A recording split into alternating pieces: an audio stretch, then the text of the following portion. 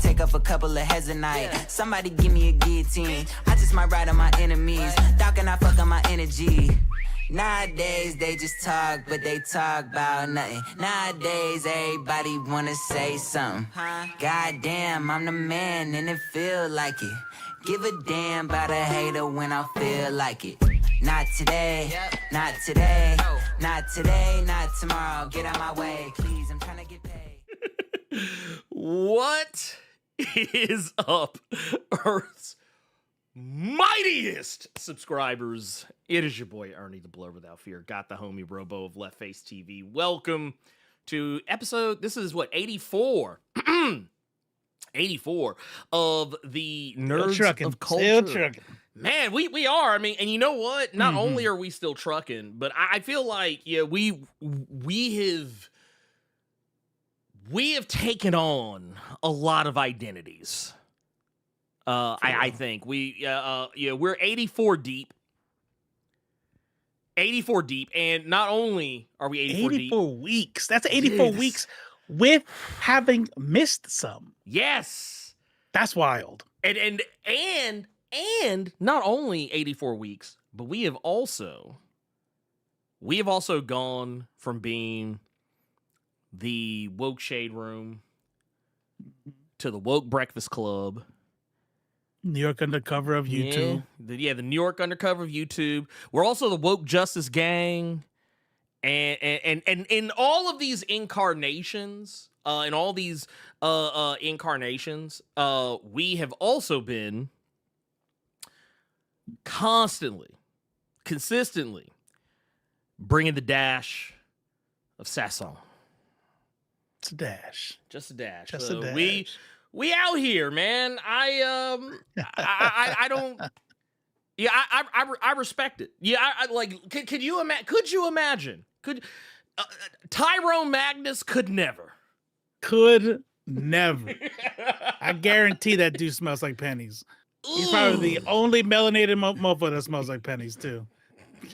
It's like, you been to the bank? You look like you've had spices, but you act like you've never had a spice in a day in your life. What is wrong with you? Like, bro, what are we doing? What are we doing? You like Clarence Thomas, don't you? You a Clarence Thomas fan, aren't you? Yeah, I see you. You one of those. You one of those that you would have testified. You would have testified against Anita Hill. You'd have done it. That's believe it. I believe it. You know, speaking of Clarence Thomas, you put out that history of Icon, right? Yes. Icon Explained. Yes. And I'm going through the comments, and nobody caught that I put the Uncle Ruckus theme song on there. I stopped the background music and started the Uncle Ruckus theme song going through. I'm like, let me see if anybody catches it. I didn't see it. Man, that's crazy.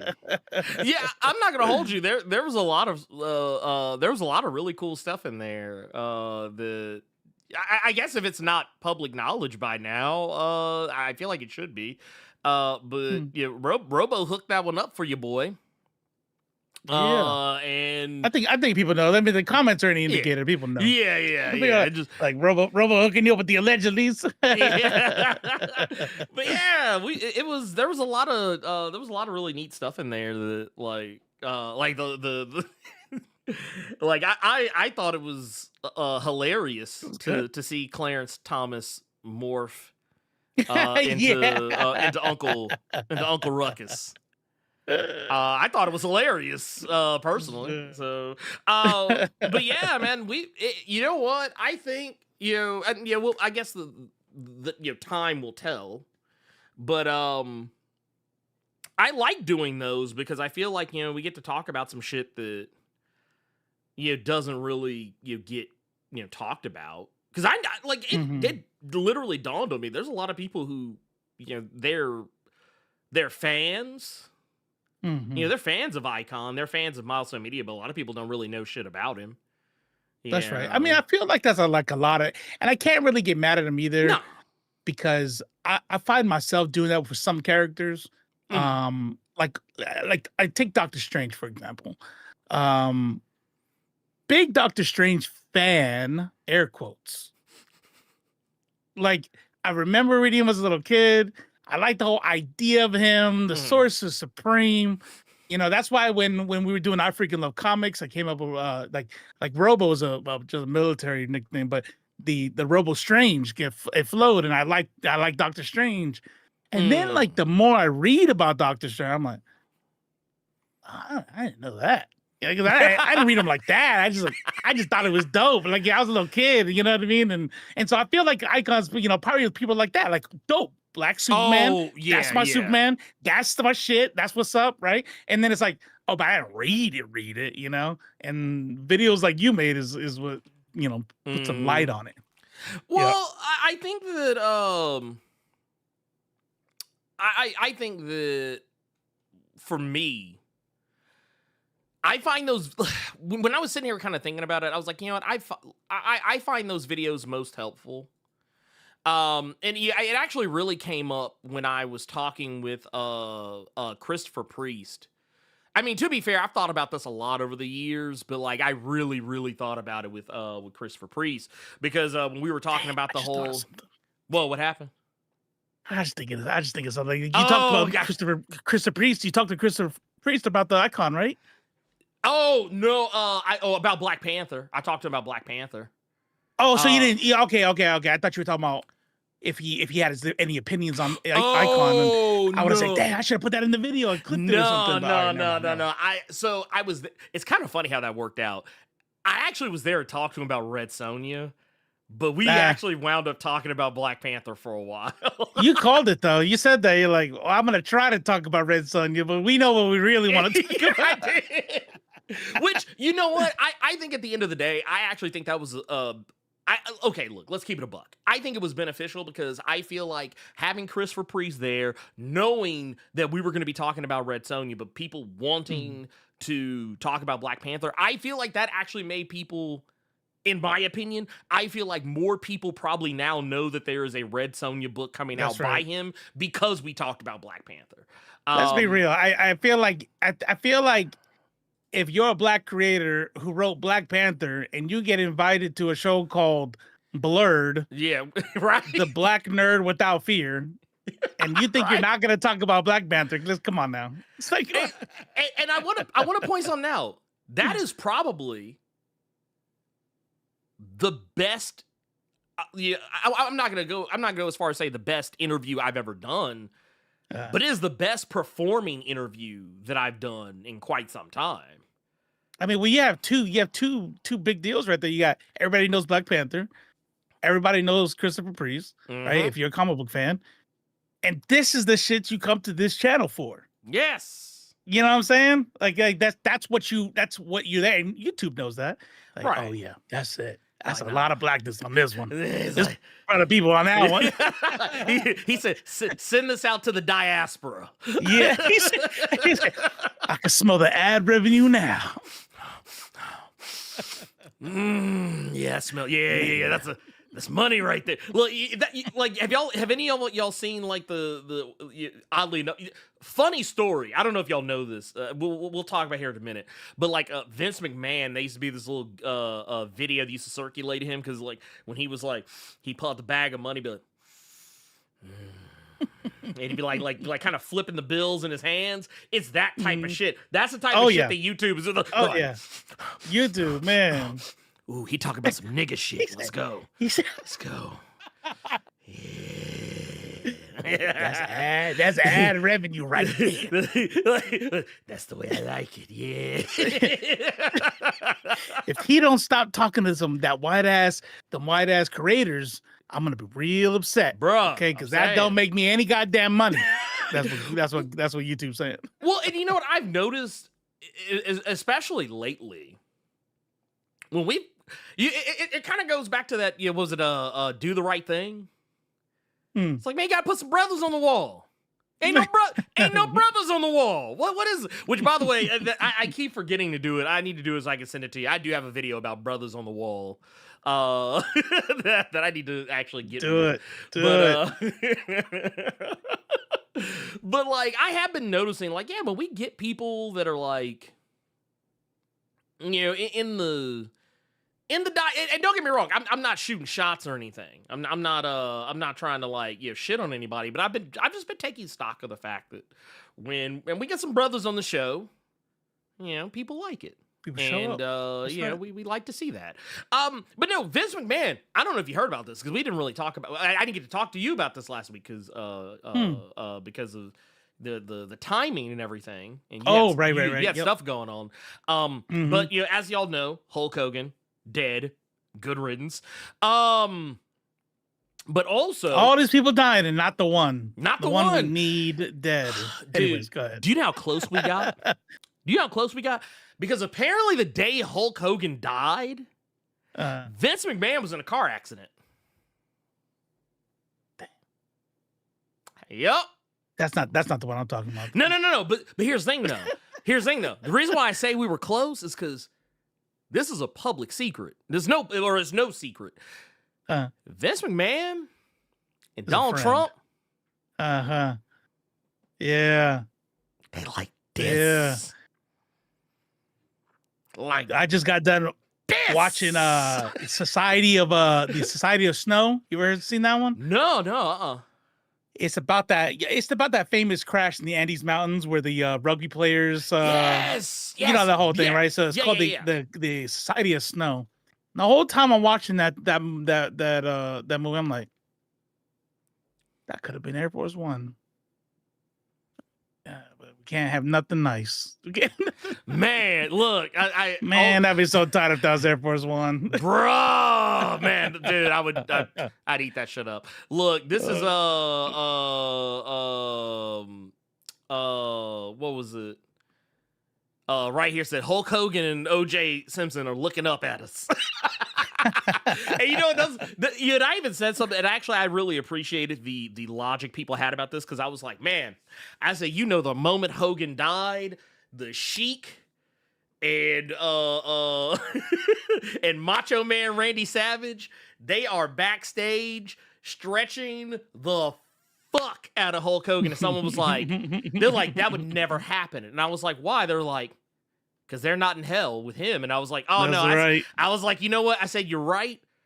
But don't think for 5 seconds that Macho and Sheik wouldn't take a day pass out of heaven to come down and do like an invasion angle on hell to get their hands on Hulk Hogan. Wait a minute. Hey, where y'all going? Where you guys? I'm like, don't worry about it. Don't wait up. We got this. We got this. Yeah. Matter of fact, you know what? Because I'm gonna tell you who else. Because I thought this was hilarious. Because for the second time, Hogan was the third man. A lot of people, I don't expect a lot of people to remember this, but if you were like a wrestling fan back in the day when Hogan left WWE and went to WCW, after all that whole thing, and then they did the whole NWO angle, it was Kevin Nash and Scott Hall who invaded, but they kept always alluding to a third man. And the third man was Hulk Hogan. He shows up and everybody's like, what? Oh my God, Hogan's gonna come save us. Hogan's gonna come. He's walking down to the ring right now. Oh my God, he's gonna stop this NWO invasion. And then Hogan gets in the ring and he just kind of looks at Kevin Nash. He looks at Scott Hall and they're acting like scared of him. Like they want to run out of the ring, and then he just like looks around, walks up, and then he just drops a leg. He drops a leg on the folks that are representing WCW. And then everybody's like, oh my God, he's the third man. He's that son of a bitch. That's and where he's the third man again. He was the third man again, because it was like, man, Malcolm Jamal Warner didn't pass. Oh shit. Ozzy Osbourne didn't pass. And then next thing you know, is like Hogan's like, don't wait up for me, brother. Wait up for me. I'm the third man again. I don't know why that turned into like Macho Man. Like I wasn't gonna say nothing. I was like, in my head, like, All right, it's all right. It's Yeah, all right. it's fine. It's fine. He's the wrestling alley. Maybe I'm wrong. I don't know. He's in the Forever 4-Way with Benoit, Dick Murdoch, and the Warrior. You goddamn right he is. Because fuck Benoit, fuck Dick Murdoch, and fuck the Ultimate Warrior. Like, yes. Be a man, Hogan. Be a man. No, in all seriousness, though. And yes, I did see the joke in the Naked Gun trailer. It's actually half the reason I want to see that movie. Somebody said something up laughter. earlier. Where is it? Because I don't got that thing open. Where is it? Did you all hear about the from? Let's see, Maddie Durden. Oh, Ooh. Tyler Durden. Oh, yeah. MT. Tyler Durden 9. Okay. Anyways, did you guys hear that Sony is suing Tencent for light of Mortium? Oh, yes. Yeah. Yes. I almost As forgot a about matter that of fact, yes, as a matter somebody doesn't follow you on Threads. Oh man, hey, come follow me on Threads. Trust me, it's a trip. It's a good time. It's a good time. Because I actually went back, found where we talked about it. I clipped that shit up so fast and put it on Threads. I was like, oh, and I will say this: there were some people that were giving me pushbacks. They're like, well, games, steal each other all the time, but not like this. Come on. Like, there's a difference between like, oh, well. Oh, and you know what? I'll deal with this one better. You want to know why we don't have that same smoke for other studios that eat off the plate of like games like Dark Souls and Bloodborne? It's because they bend the knee. Right. They bend the knee. They know where they're at. Dude, what was it? And they always try to put their own sauce on it too, right? I mean, it's like, yeah, right? okay, this is a Souls-like game, but it's like, this is why it's different. Some games out there like Power World and this one are like, nah, just pay. I just use the same thing. It's original. Don't you want to change it a little bit? No.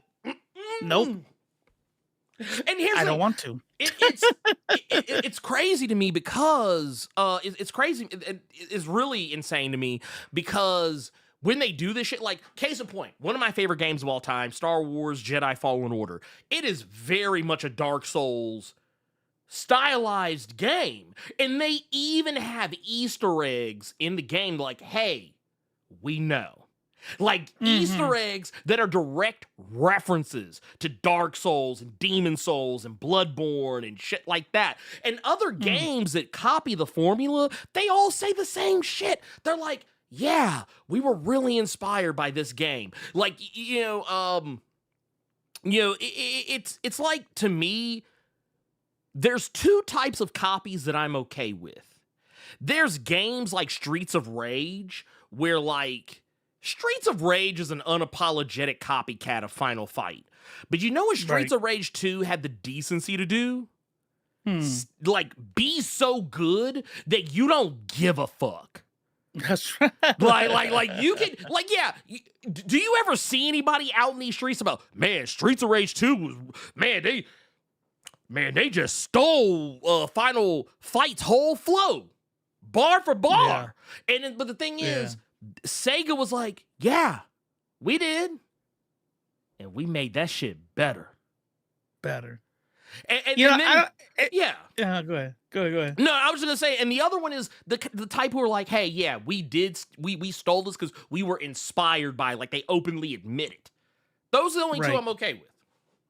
So this is the kind of stuff that I'm talking about where I don't feel it gets in the same vein. So B-Master says, then again, Fortnite ripped off PUBG and went far further. I'm like, see, I don't think that's the same thing though, personally.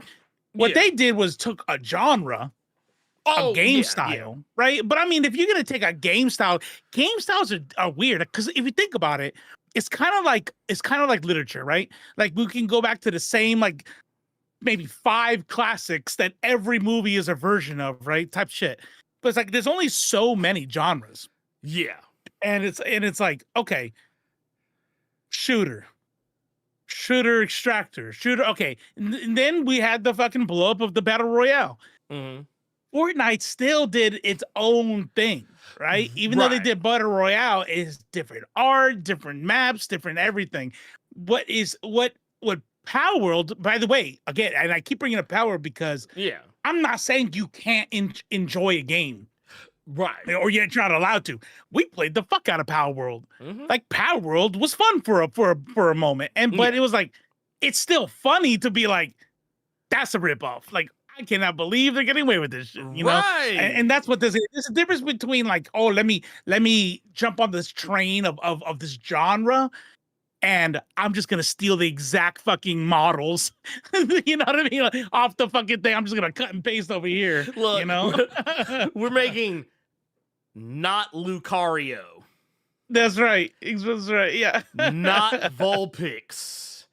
Not Pikachu. We're throwing not Pokeballs. Oh, see, because they basically did. I saw somebody joke about it earlier. I can't find it right now, but they were talking about like it's basically like the McDowells. It's like the McDowells of like Coming to America, where it's like, no. See, they have the golden arches. We have the golden arcs. Yeah, totally different. Totally different. See, no, see, Robo, you don't get it. It's not the same. See, theirs goes dun dun dun dun dun dun dun dun dun dun dun. See, ours goes dun dun dun dun dun dun. Dun, dun, dun, dun, dun, dun, dun. See, it's not the same. It's not the same. You heard the up at the end? That was different. That was different. That changed everything. See, you can't sue.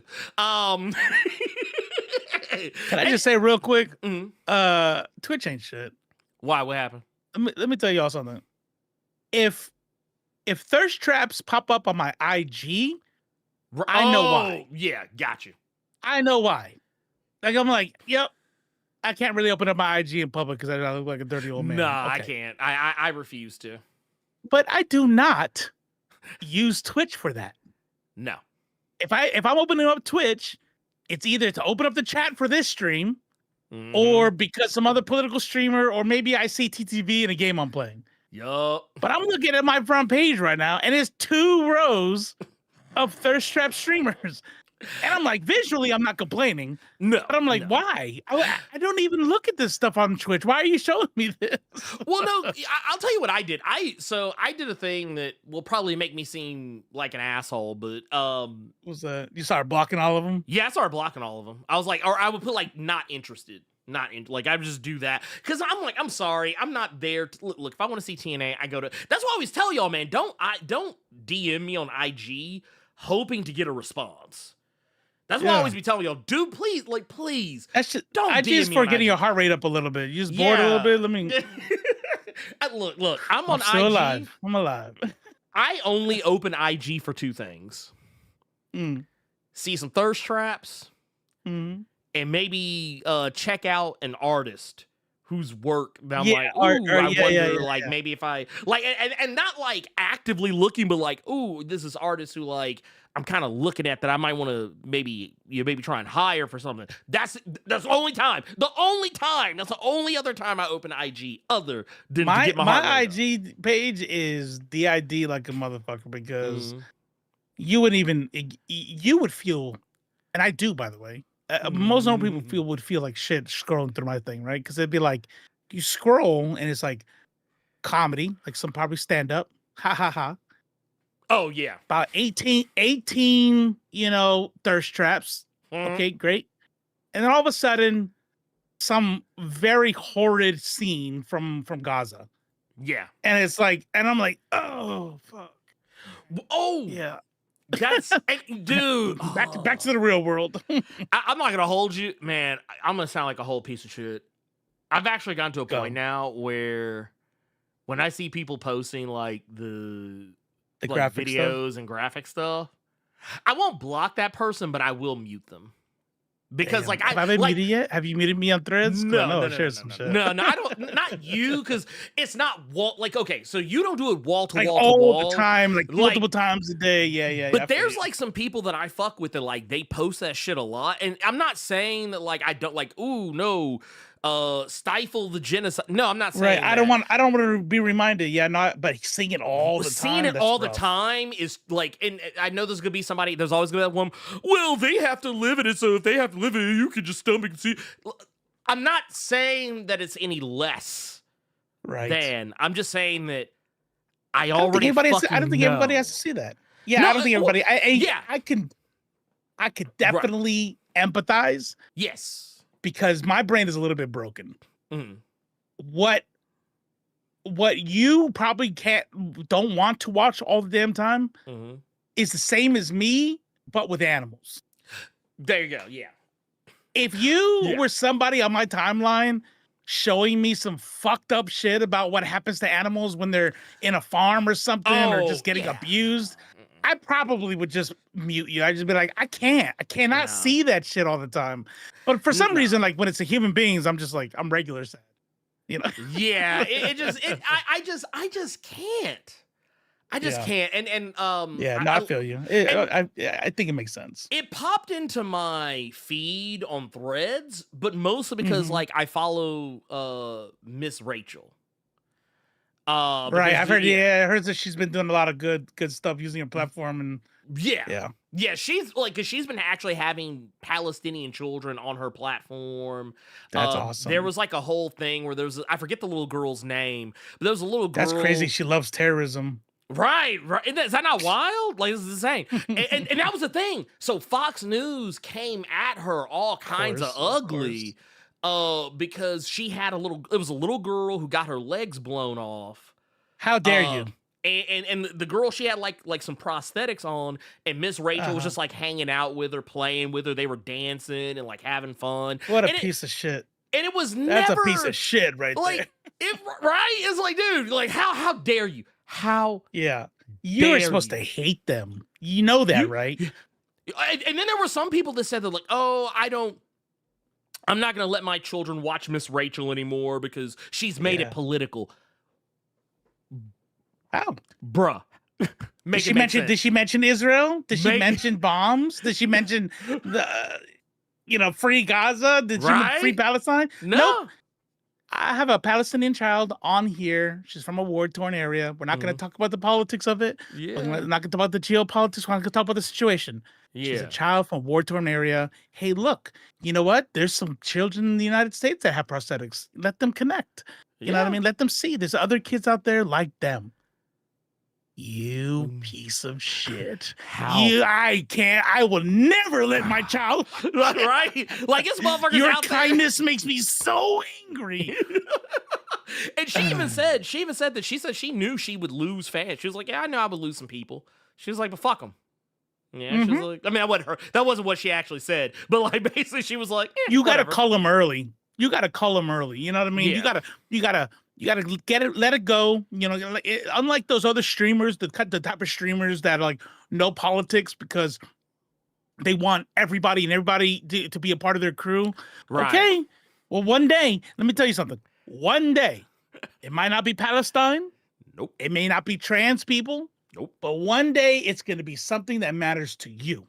Yep. And you're going to fucking lose your followers because you decided you wanted the paycheck more than keeping your community upright. You know what I mean? You just wanted to sell out. That's literally what you did. So I don't care if they're racist. I don't even want to know because I just want their sub money. That's a sell. Right. That's all that is. That's all that is. And no one has missed anything. We're just bullshitting right now. We're bullshit bullshitting about important. But there is another good segue in the chat, though. Oh, what you got? Speaking of thirst traps, Damn. Jonathan Stewart 4999. Damn. Are we still rocking with Sweeney Todd? Oh man! Oh man! Oh man! Go ahead. I'll let you kick that off. Oh man!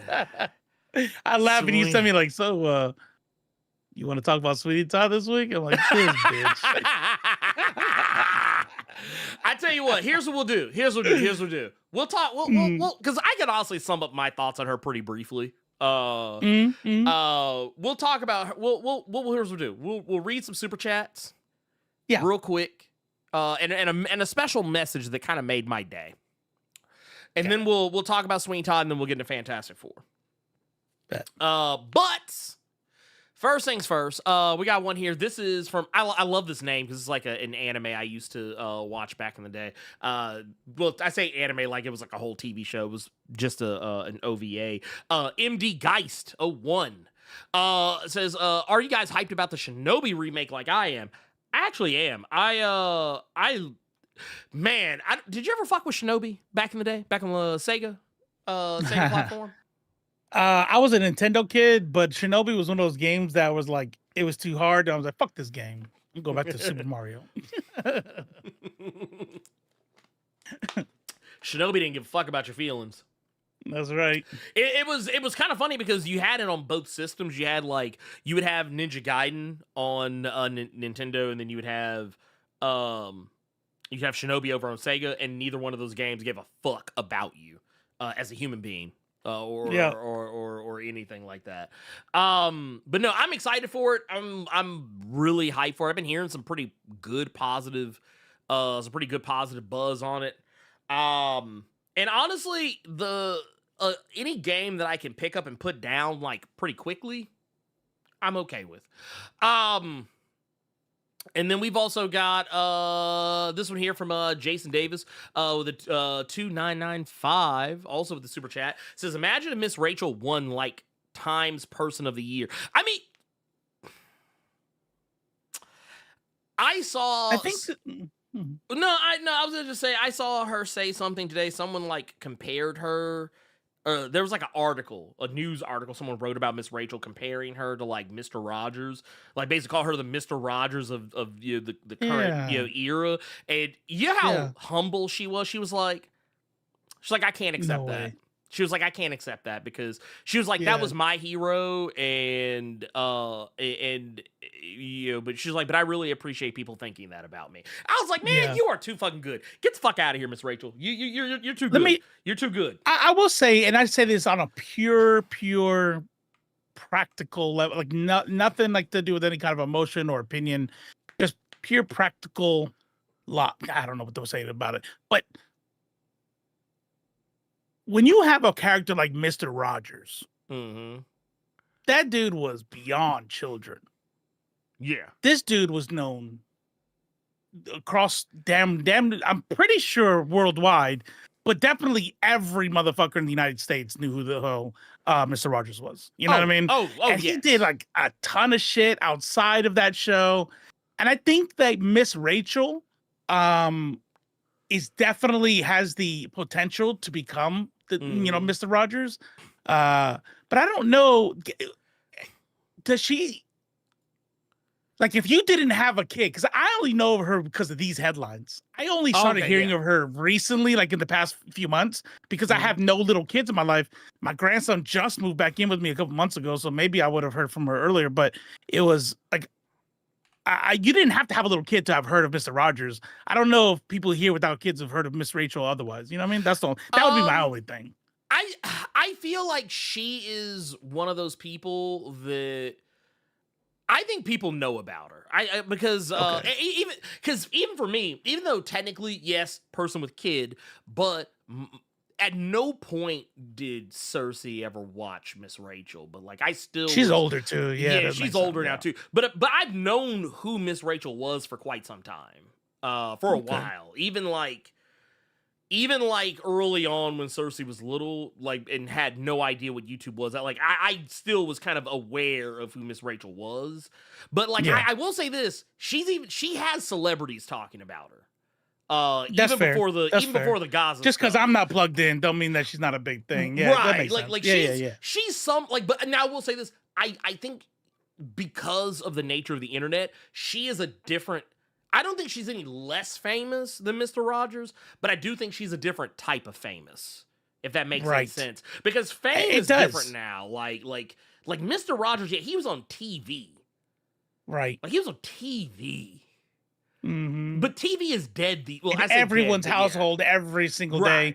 People who didn't really have a choice Right. Because like now you're gonna put on PBS, you're gonna watch, now people can Right. just pick whatever they want, whatever link they want to click. Right. But you're right about that. I also think there's like different levels of fame, right? So like Yes. I was talking to somebody about Bad Bunny, like, and about how like world famous Bad Bunny is. And this was like maybe like 2 or 3 years ago. I was like, I mean, he's famous in Latin America. Like, I mean, like, right. and I'm sure, yeah, and he's like, nah, he's famous everywhere. I'm like, yeah, he's famous everywhere amongst Latin Americans. Like, I'm like, yeah. Now, Bad Bunny has crossed the threshold. He's a household name. Now, everybody's heard of him. Now he's sitting here on Happy Gilmore, and he's not, who's that guy on Happy Gilmore? It's, oh shit, Bad Bunny's on Happy Gilmore. You know what I mean? Like, there is like a threshold that you cross where it's like you're super funny. He's on WWE. Super famous.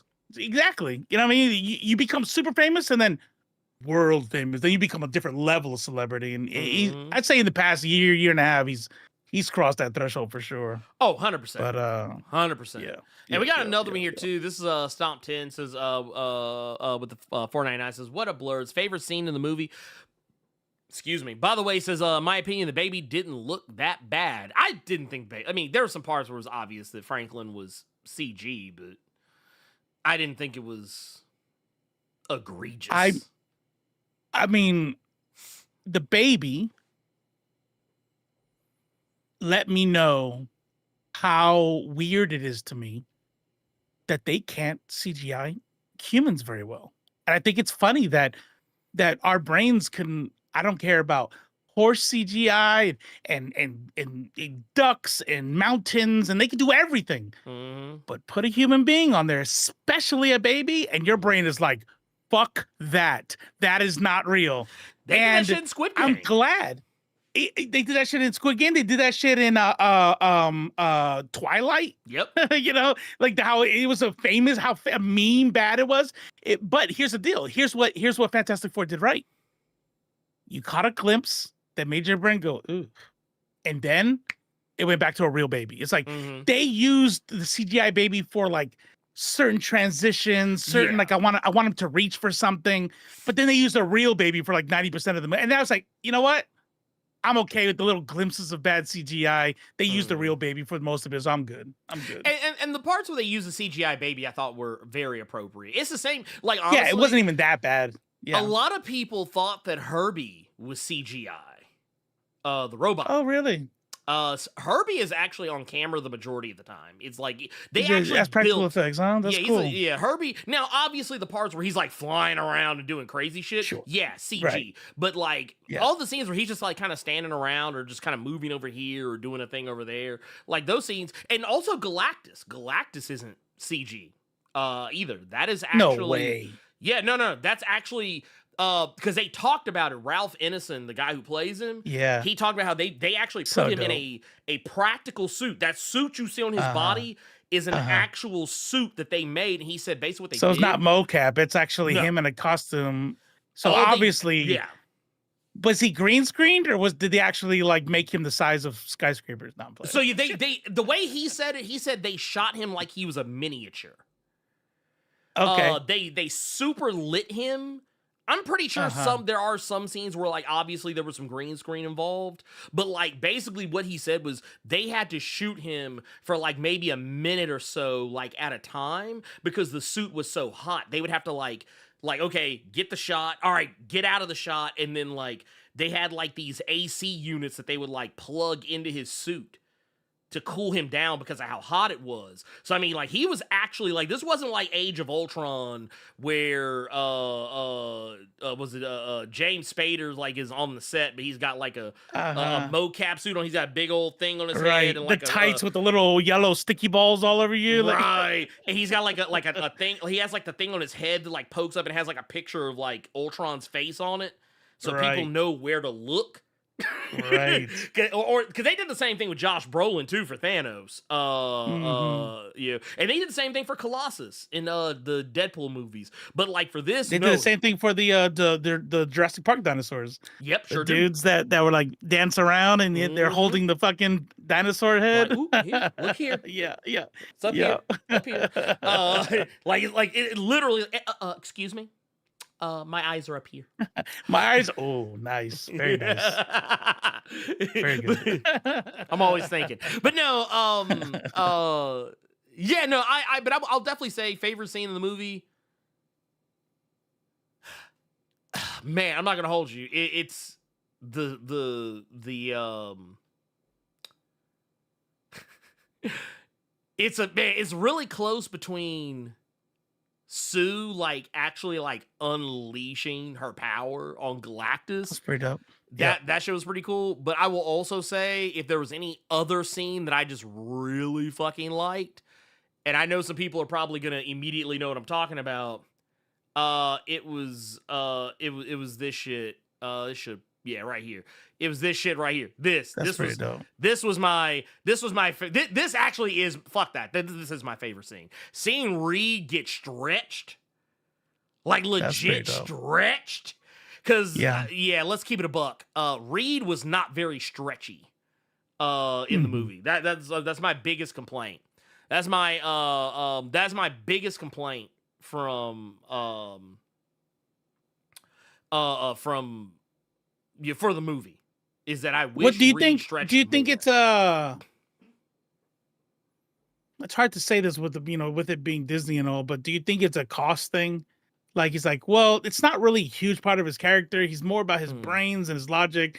We could have him drawing like they do every other thing where they have him stretched across the whole room where he's writing on the chalkboard the equations. But it's like, do we really need him doing that? That's going to cost about a cool 1.5 mil just to shoot that scene. I think it was because of that scene. I think that if he was like really like super stretchy, this scene would not have been very impactful. Okay. I think yeah, because we haven't even seen him get to that extent. Right. So now we're scared. Yeah, okay, yeah. I will say, after this scene, he does seem to stretch more. So I feel like maybe it was kind of one of those things where like, it's like, he got stretched, but like technically Galactus kind of helped him out. Basically, it's kind of that's how I'm choosing to look at it, because I did notice like after he got like racked the way that he did seem to like stretch further than what we were, because before it was like he was stretching like he could do the whole whoop, and then like you're right, he could reach. It felt like he could reach to like outside of his room, like he was like he was in the bathroom, he could reach out of the bathroom and into the hall closet and grab the extra thing of toilet paper to bring back, and like that's as far as he could go. But after Galactus got his hands on him, it was like, okay, now I can stretch my arm out of the bathroom down the hallway, open the back door, stick my arm out the back door, and then go reach out and grab something that's in the storage unit outside the house and then bring it back in. That's what it felt like after he got stretched. In the comics, can he do that? Because I know like Plastic Man can. He can go all over the place. In the comics, he can go like all over the place with that shit. Oh yeah, dude. Reed is so in the comics, Reed is stupid stretchy. He is stupid stretchy. Like that's why like when they were kind of showing him in this, I was like, I don't know about do all something that. like that. Mean with the stick. Do something. Right. I was like, come on, man. I was like, what are you doing? Like I would say my favorite scene is the respect they put on Silver Surfer. Oh, and yeah, no, 100%. So two things. So they enter faster than light, right? So they enter the wormhole when now they're fucking going faster than the speed of light. Right? This is the type of shit that gets me all giddy when I'm in the movies. Faster than the speed of fucking light. Yes. And she's like, please. Shoop, I'm right here with you. Like, nah, like I'm the fucking Silver Surfer, you know? And then he does some cool ass fucking shit where he gets it just right, blasts her, right? Falls out of warp. Right back on his ass. Like, I just told you, I'm the goddamn Silver Surfer. You know what I mean? Like, It was I shots love like that these, Yes. and not just this one. There was another shot they did where they were kind of more zoomed in on her, but it looked straight out of fucking Silver Surfer comics, where like she Yeah. had like the kind of like she had the pose, like they had the dynamic pose where she was like bent down, like Yep. she was kind of like crouched, And- but she was like leaning forward, but also leaning back at the same. Dude, that shit was fucking insane. Bro, check this out. You know, I know we've been giving James Gunn all the props for Superman, and we've been saying finally a movie that's not afraid to be a comic movie over and over for James Gunn and Yes. Superman. But guess what? This did it. Yes. She was literally surfing. She was carving. You know, they're not gonna sit there and pretend it's just like a space. Like, nah, you know what? She's the Silver Surfer. We're gonna have her surf. You know what I mean? We're gonna fucking really lean into this shit, and we're gonna show how powerful she is, and we're gonna make fucking Galactus actually that fucking big. You know what I mean? Like everything about this goddamn movie was so fucking dope. But yeah, we'll get into it. We're definitely 100%, 100. And matter of fact, the last thing I'm gonna touch on, and then we'll touch on. And real quick, you know, because there's something I wanted to show. I actually pulled up an image just for you. I pulled up an image just for you because this is kind of what I was thinking about. But no, Noah One Bishop earlier started show said something that kind of reached out and touched a brother's heart. Says, I love and watch all of Blerd Without Fear's videos. I appreciate that because there you go. That's what's up. That's what's up.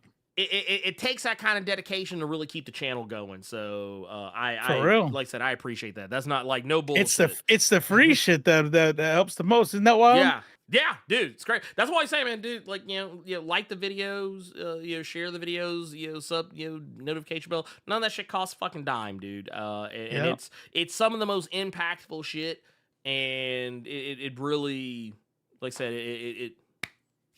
if everybody showed up to your streams every single week and dropped a 20, but didn't watch any videos, you'd have like 10,000 followers right now. Oh, no, 100%. You know what I'm saying? 100%. Like, you'd be a nobody. Yeah, I mean, like, would I have money? Sure. But would I have, like, a following? This channel, a community, a fucking 112,000 something? No. The free shit is what matters. Trust me. And I know it seems like such a small thing, but it's really not. It really I'm not saying don't drop 20s. I'm just saying. He's like, I'm just using that as an example. No, in all seriousness though, when you were talking about stretchiness, this is like what I think about when I think of stretchiness. Like you see this shit right here, like where Reed's like stretching all the way up, like his legs, just his legs stretching all the way up above the New York City skyline. Yeah. Like this isn't a small thing. Like this dude literally.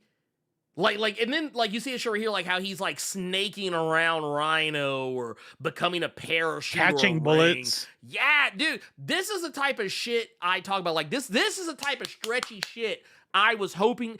And to be fair, maybe we'll see that in Doomsday. Maybe we'll see that in the sequel. Who knows? We'll have to wait and see. But, I like it. I was really hoping that they would let Reed go full on Mr. Fantastic, but I'm gonna tell you what, I don't think the technology is there right now. Yeah, like if they had tried, maybe it would like that looks weird. That looks wonky. Like, dude, could you imagine if they did this shit like right here, where like Reed is all like cubed? Or like or did the whole like parachute thing. You know how I know they wouldn't get it right? Oh, look what happened with exactly. MODOK, dude, right? Exactly. You nailed it. Exactly what I was gonna say. You can't even get MODOK right. Just like, leave Richard alone. We'll wait a couple years. He's like, calm down. Yeah. He's like, we'll get you there. We'll get you there. Yeah. But no, I'll say this much for this movie that I thoroughly enjoyed. I thought was, I thought this was easily this is easily the best Fantastic Four movie that's ever been made, hands down. There's no question. about it whatsoever. I'll also say too, they didn't have to try hard because, and I will say this in regards to Silver Surfer was in regards to Silver Surfer, there was only one thing they really had to get right about Silver Surfer, and that's just make it look good. Because even though technically this is the first time we're seeing Silver Surfer in the MCU, we've already seen a good Silver Surfer in the older movies. The problem was it was in the older movies, and those older movies are trash. They are not good. Yes, he was a giant fart cloud, but the Silver Surfer was dope. Right. Galactus was... they fucked up Galactus, but they pretty much nailed Silver Surfer. Silver Surfer was the only good thing. Like, I don't give a fuck what nobody says. He was the only good thing about 100%. those movies, like, at all. I'll give you one thing, and this may be, and maybe there's a 616 continuity, a comic book continuity answer for it, but I am disappointed in one thing with regard to picking Shalabong. Oh, what's that? It's not anything related to like what a Chud would say, but I still would have liked to see Norn Rad there. Yeah, I would have liked to have seen it. I would have liked like on the beach. Right? On the beach with the flashback, and she leaves her husband. You don't even have to name him. You have to go, that's fucking Norn Rad right there. Yeah. But instead of Norn Rad sacrificing him for the planet, she sacrificed herself for the planet. Yeah. This was the shot. This shot that I'm about to pull up is in the movie. This shot right here is in the movie. And they pulled that shit off. There's a shot, and it's not a long one. It's not a long one, but there's a shot just like this in the movie, and they not even half as thick though. So not half as obviously not as thick. Yeah. Sadly, we didn't get that. We got woke ruined this. Wait a minute. It's like, man, she didn't have the right genes. No. Oh, yeah, that was the thing. You actually got me back to the thing I was going to bring up. But before we get any further afield, I do want to just, because I want to get this over with, because I don't want to talk about this bitch anymore after this. I'm gonna tell you right now, Sweeney Todd, her shit's done. I'm not saying like publicly, like for the world, but for me, she's done. It's a wrap. It's a wrap. Y'all saw the fucking dumbass jeans commercial, which, by the way, I don't know if y'all know this, but that wasn't even an original commercial. Did you ever see the old Brooke Shields one? Did you see the Aaliyah one? I did, and it was a better one. Because it wasn't about eugenics. Well, see, okay.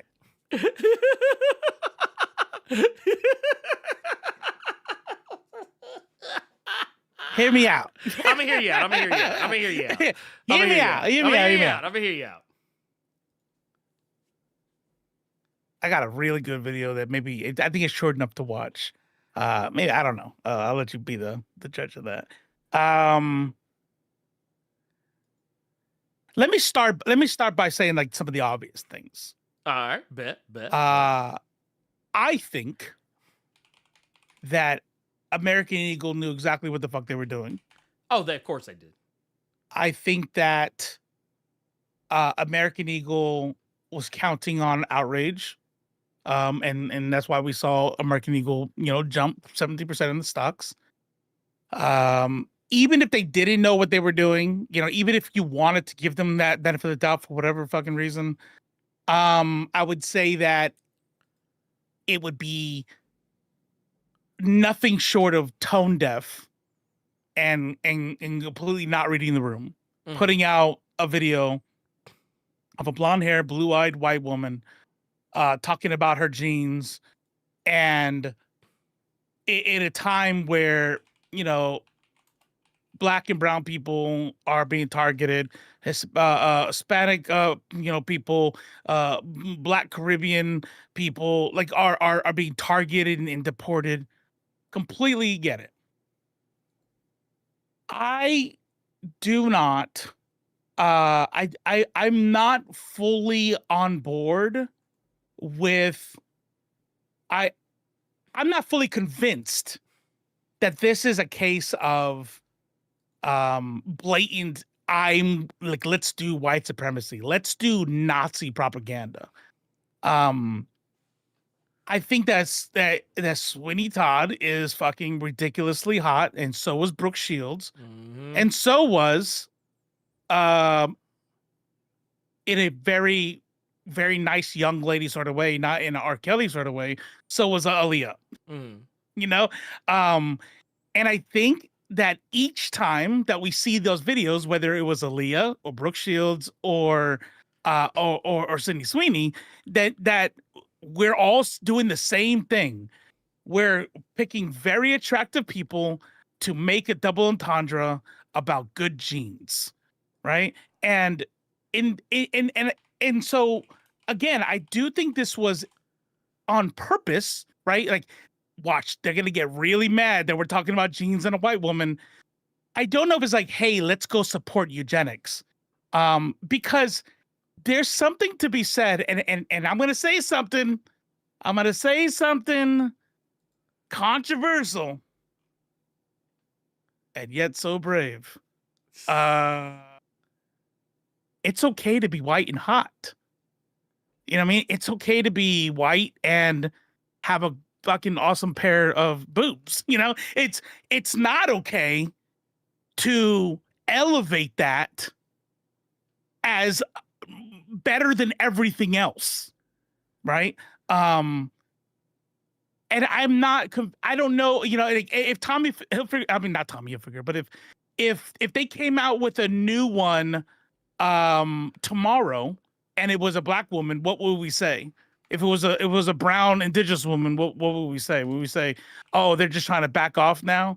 And I'm not sure, like, what and I'm not even saying, because I know, like, Jon Stewart, sounds like you're trying to justify both sides of the issue. Are you done with Sweeney Todd? Yes or no? Well, no.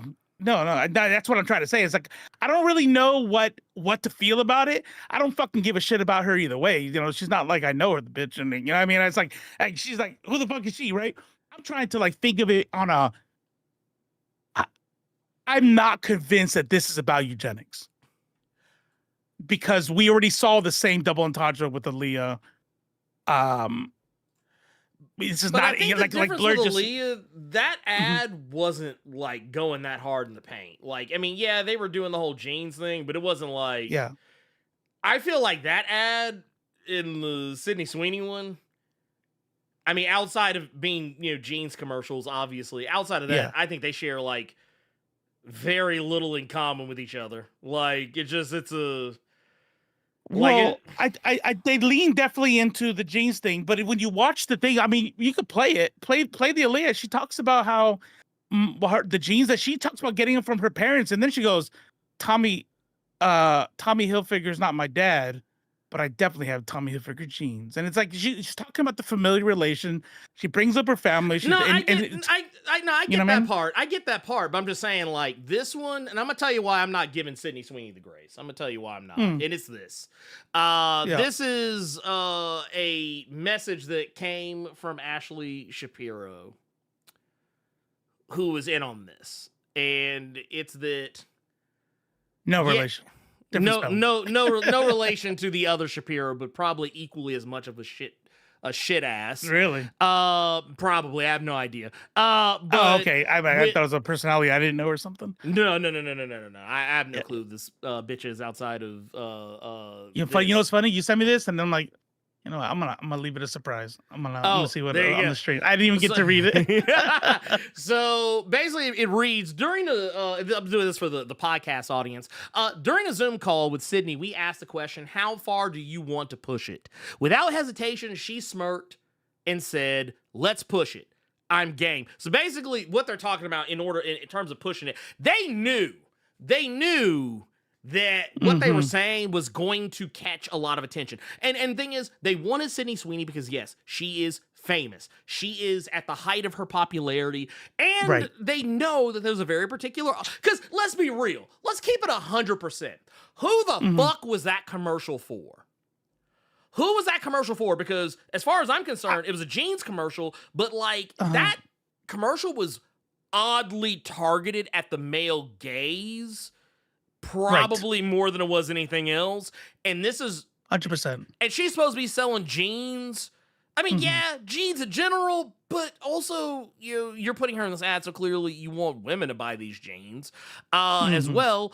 But this right here lets me know. See, right here says they said their response was challenge accepted. So from that moment on, Sid's sentiment guided every frame, every stitch, and every unexpected twist of the Sydney Sweeney Has Great Jeans campaign, infusing our own personal cheeky energy and making us laugh as we envisioned how the world would experience launch. So the thing is, they knew that they were going to piss some people off. They knew that they were going to cause controversy. They knew that they were going to be the talk of the town because of the controversial nature of what they're doing. And this is the thing I think gets lost in the sauce with this shit. I'm not saying that American Eagle is trying to promote eugenics. I think that they just knew that eugenics is a controversial topic and chose to, in 2025, make an ad that got Calvin Klein a lot of heat back in the day. Because I think when they did it, it was like 1980. To be fair, that ad caught more flack because Brooke Shields was like 14 or 15 years old when she was in it. And that ad really sexualized. But she was also 14 when she did a nude scene in a movie, and I don't understand how people are in jail for that. How the fuck do people not go to prison for that? Look, and I have the same energy for that shit as I do for that Calvin Klein ad. But my thing is, like, that was a movie that, honestly, I don't even think a lot of people saw, but a lot of motherfuckers saw that Calvin Klein ad. 100%, 100%. Yeah, because even for me, I wasn't defending it. I was just saying, man, what a fucked up time. Well, no. Like I said, I'm 100% with you. I'm just saying that, like, for anyone that's listening in, if you wonder why no one made a big stink about it, because let's keep it a buck. I don't think anyone saw the Blue Lagoon on the same level that commercial was free to everybody. Anybody who had a TV saw that commercial. You had to go seek out the Blue Lagoon. I'm sorry. You had to go. And if you did, the Blue Lagoon, I think the Blue Lagoon was a pretty famous movie when it came out. It was famous, but I mean, it wasn't like, I just don't understand how the world didn't fucking like just burn down Hollywood when that happened. Yeah, probably because people are fucked and this country is fucked. People, let's keep it a buck. There's a lot of people who are perfectly okay with that shit as long as it's heterosexual. Make American great again. That's what they're talking about. Yeah, that's what they're talking about. Like, man, back when you could just sell some 14-year-olds to your rich buddy and nobody gave a fuck. The mall 5268. I don't know who the fuck. I still don't know who the fuck Sweeney. Just go Google Sweeney Todd, and it'll tell everything you need to know. Just look Google Sweeney Todd. Sweeney Todd. There you go. You got it. Well, but my thing is with this, like, they go on they list some of the things talking about how a desire to stretch beyond anything we had done before. The ideas kept building. The stunts topping themselves, exploring media innovation that could feel like it was invented just for Sid's jeans. Media innovations, frequency at scale, and muscle we hadn't flexed before. A playful stunt double that revealed the genius behind jeans. Testing into AI, or was it AI try-on tech to try on Sid's jeans, interactive 3D billboards, which may stop traffic. Apologies to the NYPD in advance. Bridging on Molly Dixon's Sid's long-term stylist whose special touch shaped every look. Launching our Instagram broadcast channel on Snap Incorporated. Maps and an iconic takeover of the Sphere. A true moment of brand strength. But this is the part that got me. The star power of Sydney Sweeney and the double meaning behind the campaign has a culture-shaping power beyond anything I could have ever imagined being a part of. Just check your social feeds. That part kind of rang a little weird to me. Because, once again, they knew what they were doing. They knew. Once again, I don't think they were trying to push a eugenics message, but I mean, I think that they knew. And the fact that the White House is rushing to defend this shit. Like, the White House is actually, like, coming out and being like, oh, there was nothing wrong. But why, though? But why, though? So check this out. Check this out. On this post, now that I've seen it, right, I didn't read it right away. Right.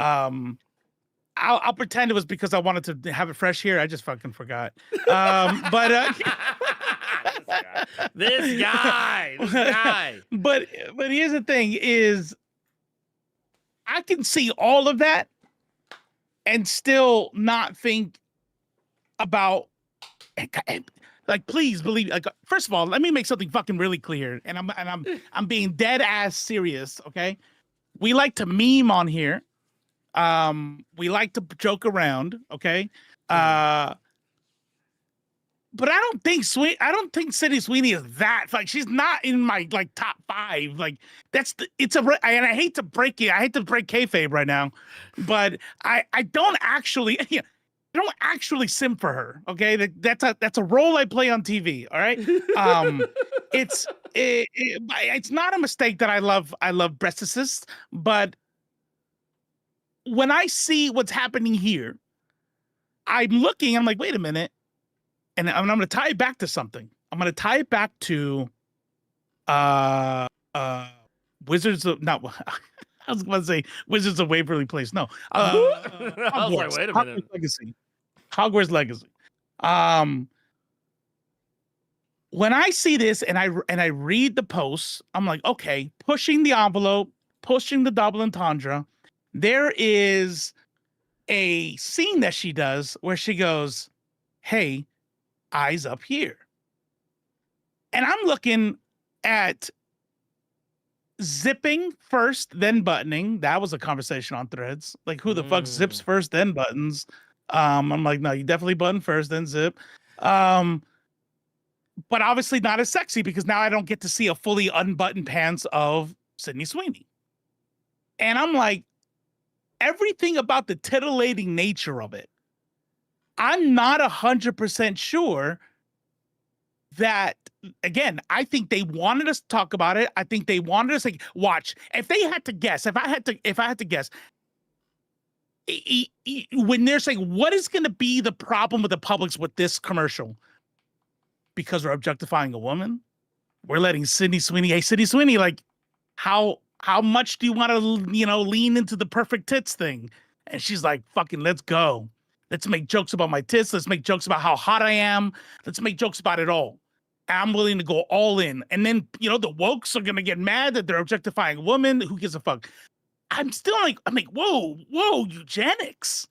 Like, wow. Like, people are talking about this is literally a Nazi ad. I'm like, are we sure? Like, I don't look at blue eyes. I'm like, she's hot. Like that's the joke. She's hot, right? And I'm not saying that they're overreacting. I'm saying that I'm wondering if we fell for the okadoke like we did with Hogwarts Legacy. Where it was, wait a minute, do you guys realize, you said it plenty of times, do you guys realize it probably wouldn't have been half as successful in sales if the left didn't blow up about it?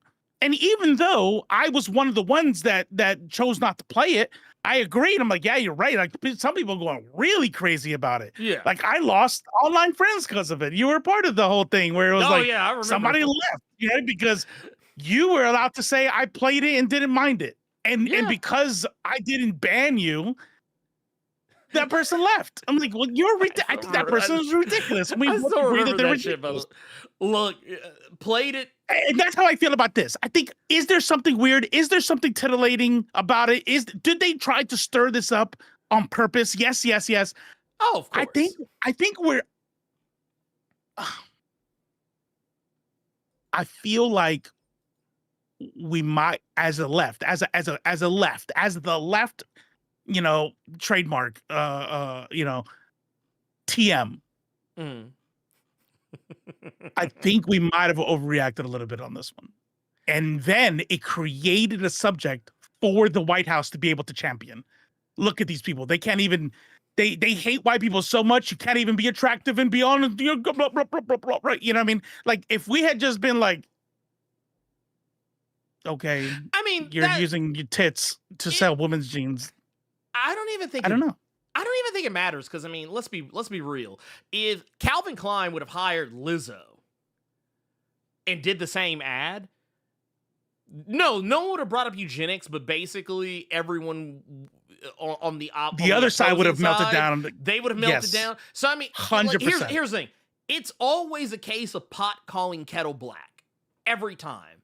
Every time. I literally watched fucking Tyrus, of all people, a failed wrestler. A guy who was a failed wrestler and a failed actor. Guy couldn't cut it in WWE. He couldn't cut it in fucking Impact. Couldn't really cut it anywhere. And he for goddamn sure couldn't cut it in acting. But he somehow failed his way into a Fox News job. Was literally sitting here talking about, oh, who's this?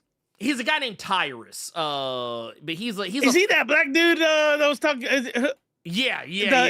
I know exactly what you're talking about.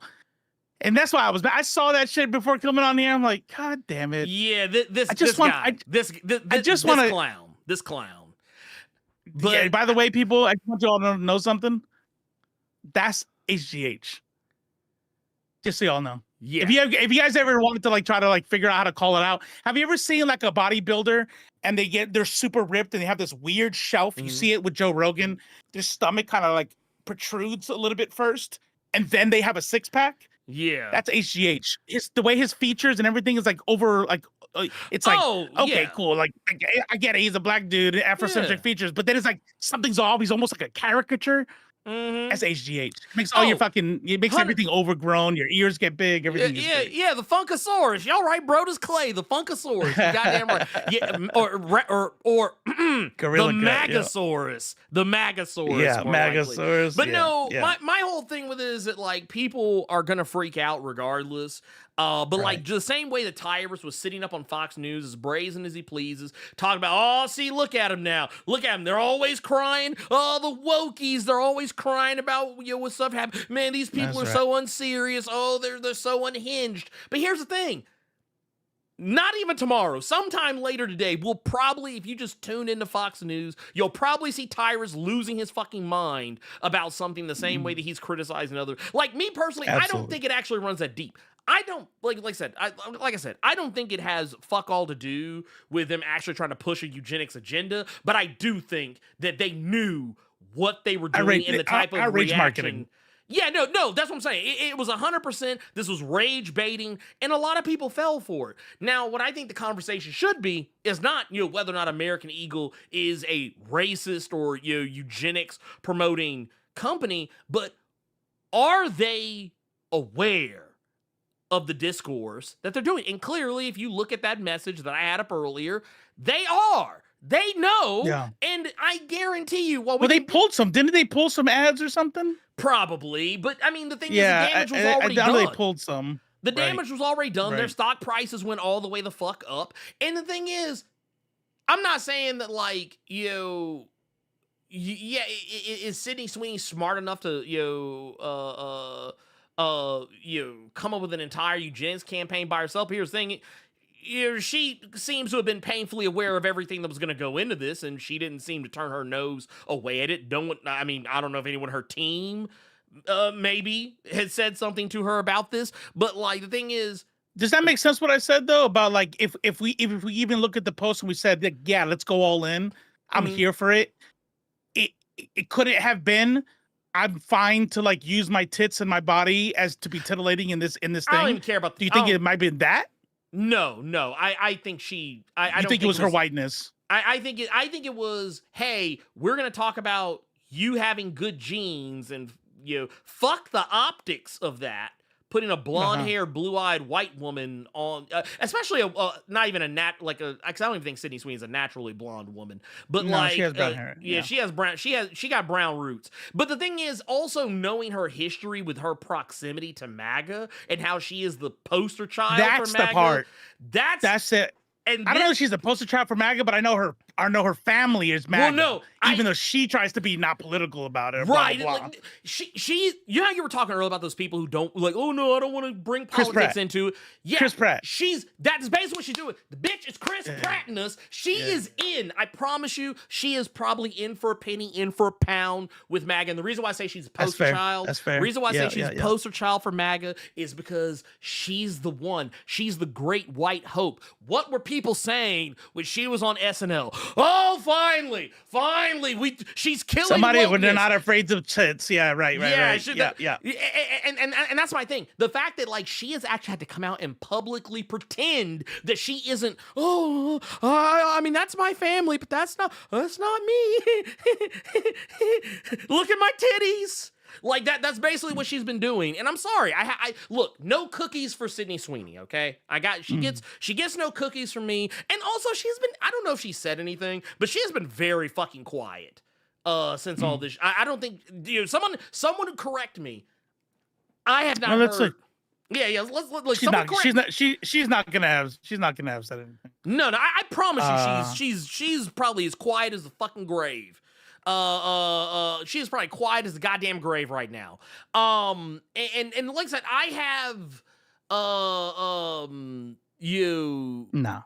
Yeah. That's what I was about to say. I didn't think she did. Yeah. I didn't think she. I was almost positive she has probably not said shit. She has probably not said shit. And but usually that's what they do. The PR will tell you to wait, and then they're gonna draft something for you to read. And oh yeah, and the thing is, every time people want to talk about like, because what was it? When they were talking about oh no, we need to. Fantastic Four still coming up. Fantastic Four it's still coming up. But like the whole thing with her, like I'm sorry, I think the woman. Yeah, I'm not saying she's an unattractive woman, but I'm just being honest with you.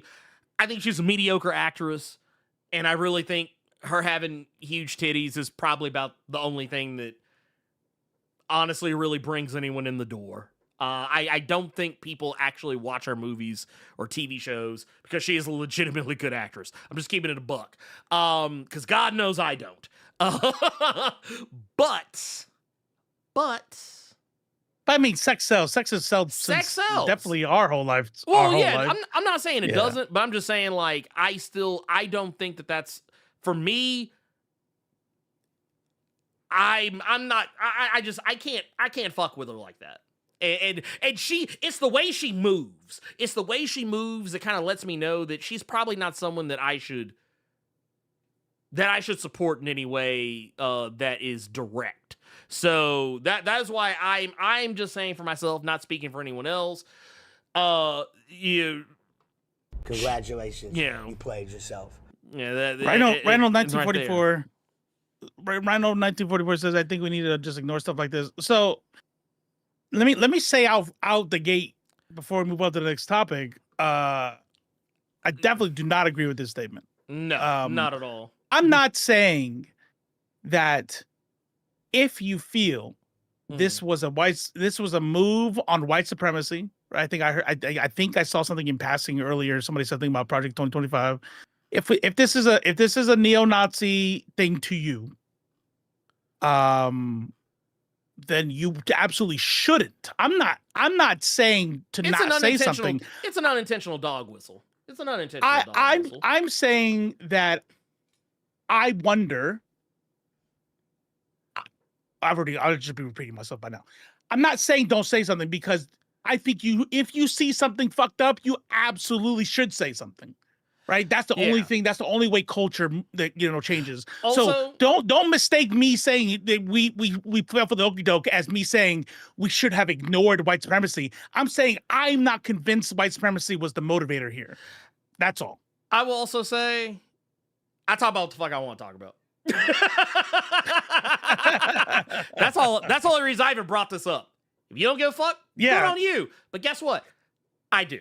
So and plus Sweeney talked. You be right? We knew it was gonna be. We knew it was gonna be a thing. I'm gonna tell you the same thing that my granny used to tell me. You gonna be alright. And if you ain't, wait, she stole my line. Look, I'm just saying. And here's the thing: if you ain't gonna be alright, then you got bigger fucking problems. But that said, I do want to bring up, because we do have some other stuff here. We got a $5 super chat here from Peacenik 2K7. Says, I'm broke till next Friday, but keep it up. Loved FF. Hope we get Doctor Strange 3 between Doomsday and Secret Wars. I trust. Says, I trust Marvel Studios, but yeah. MODOK. Can I say something real quick though? Yeah, go ahead. Shoot. if you're broke, don't send us $5. It's not that serious. Yeah, I'm about to say, Please. don't. I'm trying to. I'm saying that with love. Yeah, I'm saying that with love. Like if you hurt, I want you to hold that. Just show up, watch some videos, press like, hit share. Yes. That shit's free. If you're broke, Yes. please do not send money because neither one of us are anywhere near houseless. Yeah. I was that too. Also, you know what? I will say this too. Did you hear about the Dunkin's ad? Did you hear about that ad that recently drew some ire? Did you hear about that one? I believe so. Yep. No, I haven't. Let's see. Yeah, they dropped an ad. Basically it's got what's the boy's name? King of Summer. Gavin, was it Castellano, or whatever his name is. Yeah. I don't know, Looks like some Italian shit. yeah, but yeah, but it's kind of it's trying to skirt up to the same line, but I think doing it in a less graceful way. So yeah, there's that as well. You've also got with the 10 Damual, or is it Damual? My color analysis back. What's that? I just got my color analysis back. Yeah, because of the tan. It's like this. It's basically all like it's weird. It's not a good look. It's not a good look. No. This tan genetics. I just got my color analysis back. Yeah, it's like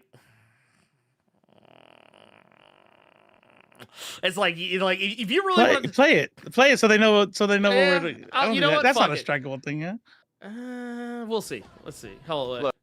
Let me. If it does, cut it out. I'll cut it out or blur it. But yeah, here I'll just pull it up like this.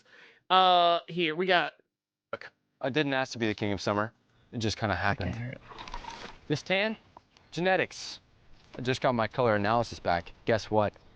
Golden summer. Here. Literally. I can't help it. Every time I drink a Dunkin' Golden Hour refresher, it's like the sun just finds me. So if sipping these refreshers makes me the king of summer, guilty as charged.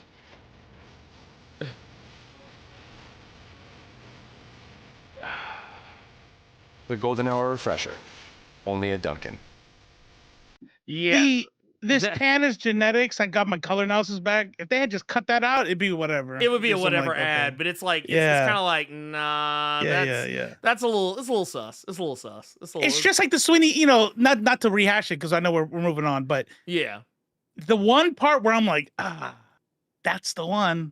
That's the one. When they said genetics gives your eye color and your hair, and it's like, oh, see, if you had just not had that one.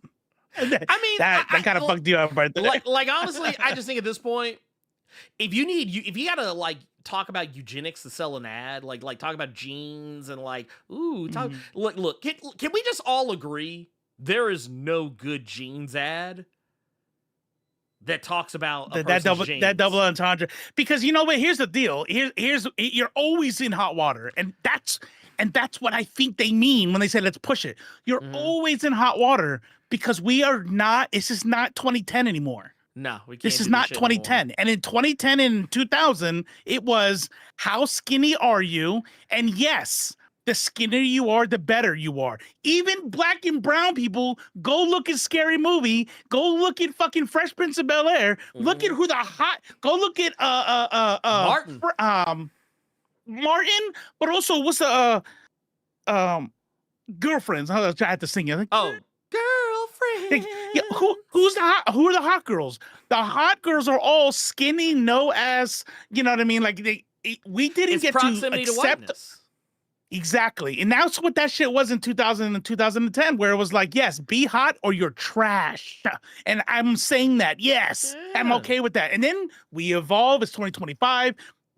Trump fucking pulls the curtain back and we're like, oh, gross, we don't want to be like that anymore. And now they're trying to bring it back. And I think that is the problem. Is like, okay, if you give me, I don't care. I actually don't care if she was a brown indigenous woman, black as fuck, or white. What you're telling me is good genes means being hot. And if you ever look in the mirror and think you're ugly, fuck you. Man, we're bringing 1998 back. let's go.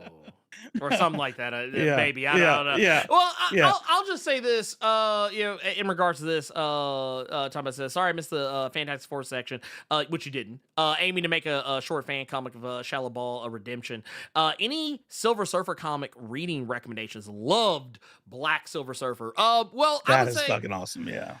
the thing I would say, there was a story that came out recently. Silver Surfer, Ghostlight. That was a really good one. There's also volume 3 of the Thanos solo series that's written by Donny Cates. That's where you get the darker Silver Surfer, what is now being referred to as Silver Surfer Soot. There's also Silver Surfer Black. That's a really good story. And I mean, honestly, you go back to a lot of the older Silver Surfer books. Right now, Death of the Silver Surfer is a pretty solid one, though. We're kind of edging closer towards a new Silver Surfer now, who will be female. So they're doing that right now. Mm-hmm. I know Aaron, Judah Red, he super huge mega fan of Silver Surfer. And I think I heard you not talk about it so positively, this book. But it's one of his, Requiem. Do you like Requiem, Silver Surfer? I don't think I've ever Isn't read that but it is a run, right? Silver Surfer. I'd have to look it up. It's not drawing any, like... It is. Which one? Silver Surfer Requiem? Requiem. Yeah, Requiem by Straczynski. Apparently, and Esad Ribic is the artist. Apparently, that's one of his favorite. Okay, Silver that Surfer one I never runs. read. I never read that one. Okay. That is one I can. Maybe it was honestly say- Carter. I remember bringing it up, and somebody said it was like it was boring or something. But Probably it wouldn't have been me then, because I can tell you Oh, okay. 100%. I can tell you 100%. Never read it. I would read it. I would read it though. So I guess preemptively, I will say it looks great. I'm a huge fan of Esad Ribic, so I mean that's a same. That's That's feather one of in the ones cap. that is outside. That's how we were talking about like not everybody can be everything. Oh, You know what yeah, I mean? Yeah, like yeah. you could shoot for the NBA, but no, you'll never be LeBron or Michael Jordan. Yeah. Right. This is Esad is like one of the ones like no matter how much I draw, I think some people just have Yeah. they have the genes and See what you did there. yeah, but yeah, I just don't think that some people. Well, you know what? I'm scrolling through, and his work in Thor is what makes me feel like that. Mm-hmm. Requiem is a lot older. I feel like his work. Yes. This isn't unreachable. Well, you know, so I'm gonna tell you what it is. It's the color. It's the color, because it's kind of like have you ever looked at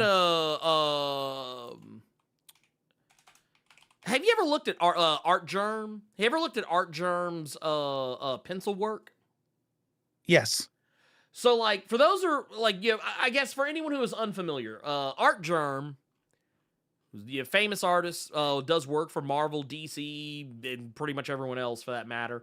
Fantastic artist. And a lot of times when people see his art, the first thing that they'll say is that, that's AI. They'll say, no, that's how good he is. Yeah, he's so good that people just automatically assume, yeah, dude, that's fucking AI like a motherfucker. But AI Archer. Yeah, it's like, but it's not. He's not. And here I'll bring up one of these because this is like the only one that I can actually find like pencils, to compare it to. But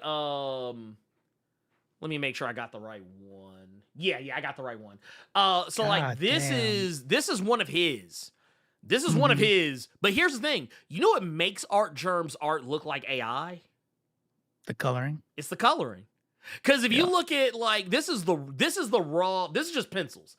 This is pencil. Maybe still amazing, but it's still amazing. Yeah. But the thing is, right? You see it, and you can like, okay, now I can break this shit down, and like that's why I always tell people like, maybe sometimes we shouldn't be too quick. Just be like AI. Because like, what was it? The whole thing with South Park. South Park caught a lot of motherfuckers slipping because that shit with Yeah, Donald yeah. Trump. They're like, oh man, they used AI. They used they used AI for the Donald Trump scene, and they did. That was a dude. That was a Right. dude. Now they did do some Yeah. shit with his face, I think. They've deepfaked his face. Yeah, they but deepfaked his everything else face. was real. Yeah. Everything else was real. Now, but the thing is, Yeah. you can make it's easy to make a video look like it's AI. It is easy to do. I could do it right now. It wouldn't take me 2 minutes. I could just give me a clip of something. I could throw it in DaVinci Resolve, hit it with a couple of filters, and if I posted the video, because I even saw, I think Over process it. Yeah, Yep. because what was it? There was one of the videos I did recently. I think it was the Night Strider video I did. I did this little thing to kind of like make the video not be like directly one-to-one the original video, so that I could kind of skirt around that whole copyright thing. And there's a part where like I think I saw a comment where someone was like, "Well, is this like an AI? Like, did you like make an AI video for Yeah. B-roll or some shit?" And I was like, "No, I just put a filter on it." And I said that's all I did. Yeah. I didn't even tweak the filter. It was a Yeah. preset. I just went whoop whoop bam. All right, there you go, done. Yeah, Done. CapCut. If you take like something and you tell it, make it 4K, Mm-hmm. it'll like over whiten teeth. The skin is Yep. overly smooth. And by the way, if you are in the market for making trash, garbage shorts that Yep. just filter out so you can try to get as many, that's the new meta. Yep. Every fucking movie clip thing that I used to follow had these like 100%. super over processed, but it's they know it looks bad, but it catches your eye and it goes, oh. But then you're watching the video, now they get the view. Yeah. Um, Yeah. Hey, look, check Which- out what I just sent you on Discord too when you get a chance. Bet. Also here. That's a motivation right there. Oh, okay. Yeah. Let me see what you're talking about. 'Cause- yeah. This. Because what is this? Talk about that. Yeah. That's Ain't that some shit? crazy. That look here. Because I could do the one on the left. That's some shit that I would do. Yeah. This could do right. that. Yeah. This right here. This is Art Germ, 1988 to 2018. Here's the thing. 4 And hours, look at the 1 hour? time. Look at the time. Yeah. He went from saying like this took him 4 hours on the left to him being able to knock something like that out in a single hour. Dude, let me tell you, look, I don't Why? have it. I don't have any art that I could showcase that would be on that level, but I can definitely tell you like where I am today versus where I was at that time Shit, frame. 6 months ago. Yeah, even 6 months ago. Shit. I was talking. Well, we were talking about that last time. We were like, Yeah. like 2 weeks ago when the old dude was on. Yeah. and your shit blew up like hardcore in the last year. Yeah. And it's exactly like you said. It was, when did we stop playing Hunt? Right. And, like, Yeah. It's there's a like, direct correlation of It's like, art oh. skill going up. it's like, oh shit. Because like this, I got this right here. I was showing Robo this Mhm. earlier. I did this while Yeah, I was that's dope. watching I was actually watching Your Friends and Neighbors. I was actually catching up on Your Friends and Neighbors. I actually did this in the span of a single episode. They're like 45, like 50 minutes, something like that. That's dope. That's dope. And Yeah. that was And then how long would that have taken you, like, a year and a half ago when you were just trying to, It would have taken me brush like up, a whole you know? day. Sure would have taken me a whole Yeah. fucking day. yeah. But I also, real quick, before we jump into everything proper, I do want to address, we got some stuff right here. I'm gonna zoom all that in. We got one from Phoenix Storm. So let's call it like this. This is the Project 2025 behavior. My thoughts are that the Oh, there it companies is. are Yeah. changing their way because of Trump. And you're not wrong. There are some companies that are actively, in my 100%. opinion, bending the knee in advance. Bending the knee in advance, 100%. Also, shout out to Derek Streeter, who hooked us up, bought one of the Black Comics Matter shirts, which, by the way, for those of you Very who nice. may or may not know, you can pick up Black Comics Matter shirts on the merch store. If you type in !merch, it'll bring up the website. I think there's also a link in the description. Go to that website, you can pick up a shirt. Actually, and I will say, I have some designs already for some other new shirts that are going to be coming up. I think that y'all are really going to fucking like. And up. I want to say, let me go back this way. We got another one from Damwall 5268. Hit us with another super chat. This was just $10. I appreciate you, pimp. That's dope. Bone Factory says, Robo, are you streaming tonight? Ooh. I mean, after this, no, but Friday I am. there you go. You got it. Tomorrow. From your lips to God's ears, Bone Factory. You already know when I say something's gonna happen, it happens. It happens. He's gonna do it. Y'all don't know? I thought y'all knew by now. Shit, you better take that shit to the bank. Shit. look, if you want to guarantee Robo does not stream, ask him if he's streaming tonight. Damn. He will not stream out of spite. There was one where I wasn't gonna stream, and then I think it was John Stewart. He was like, "Well, I'm not gonna even. Yeah, I know you're not streaming tonight, so whatever." I'm like, "Oh, see, no, I don't know if he's doing it on purpose, but if it is, it's working. It's a reverse. I'm psychology. streaming. Yeah, you're not gonna tell me." but John Stewart with the 5 on the Streamlabs side says at the beginning of the movie when Sue told Reed she was pregnant, were they referencing or making fun of Maxwell Lord when Reed said it was okay, but he said it was okay, but this is better. Thanks for the great content. Get them likes up. You know what? I think that actually might have been like, I don't know if it was intentional, but it was definitely kind of a callback. Y'all remember Wonder Woman 84? Pedro did. He played Maxwell. He's like, life is good. It could be better. That was the whole meme. It was the one good thing that came out of that movie. It was the one good thing. But yeah, I think let's talk about it. Let's talk about it. Yeah. Here, let me kick you off. Let me kick you off with the question. Hit me. Superman or Fantastic Four? Oh, damn! It's like that. I know. It's like that. That's the one. That's the $1 million question. Oh man, dude, you know what? Oh man, you got me because you know what? I think that is actually the biggest question of our time. But you know what I'm gonna say? I am gonna say that I think personally, because I came prepared. I think that you got to do it like this. You got to do it like this. I think we have a mega powers situation here. Some of y'all might know what I'm talking about when saying the mega powers. It was that famous scenario where Hulk Hogan and Randy Savage had to shake hands. And it was so difficult. They were just like... and they're like... Yeah. It's kind of one of those. And it's like that for me with this.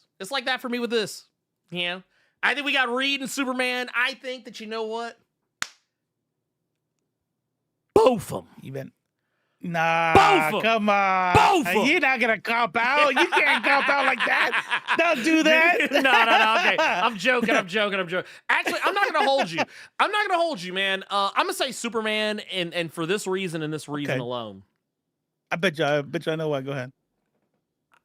Fantastic Four was a great movie, and it did have a lot of really good moments in it, and some of them that even made me tear up.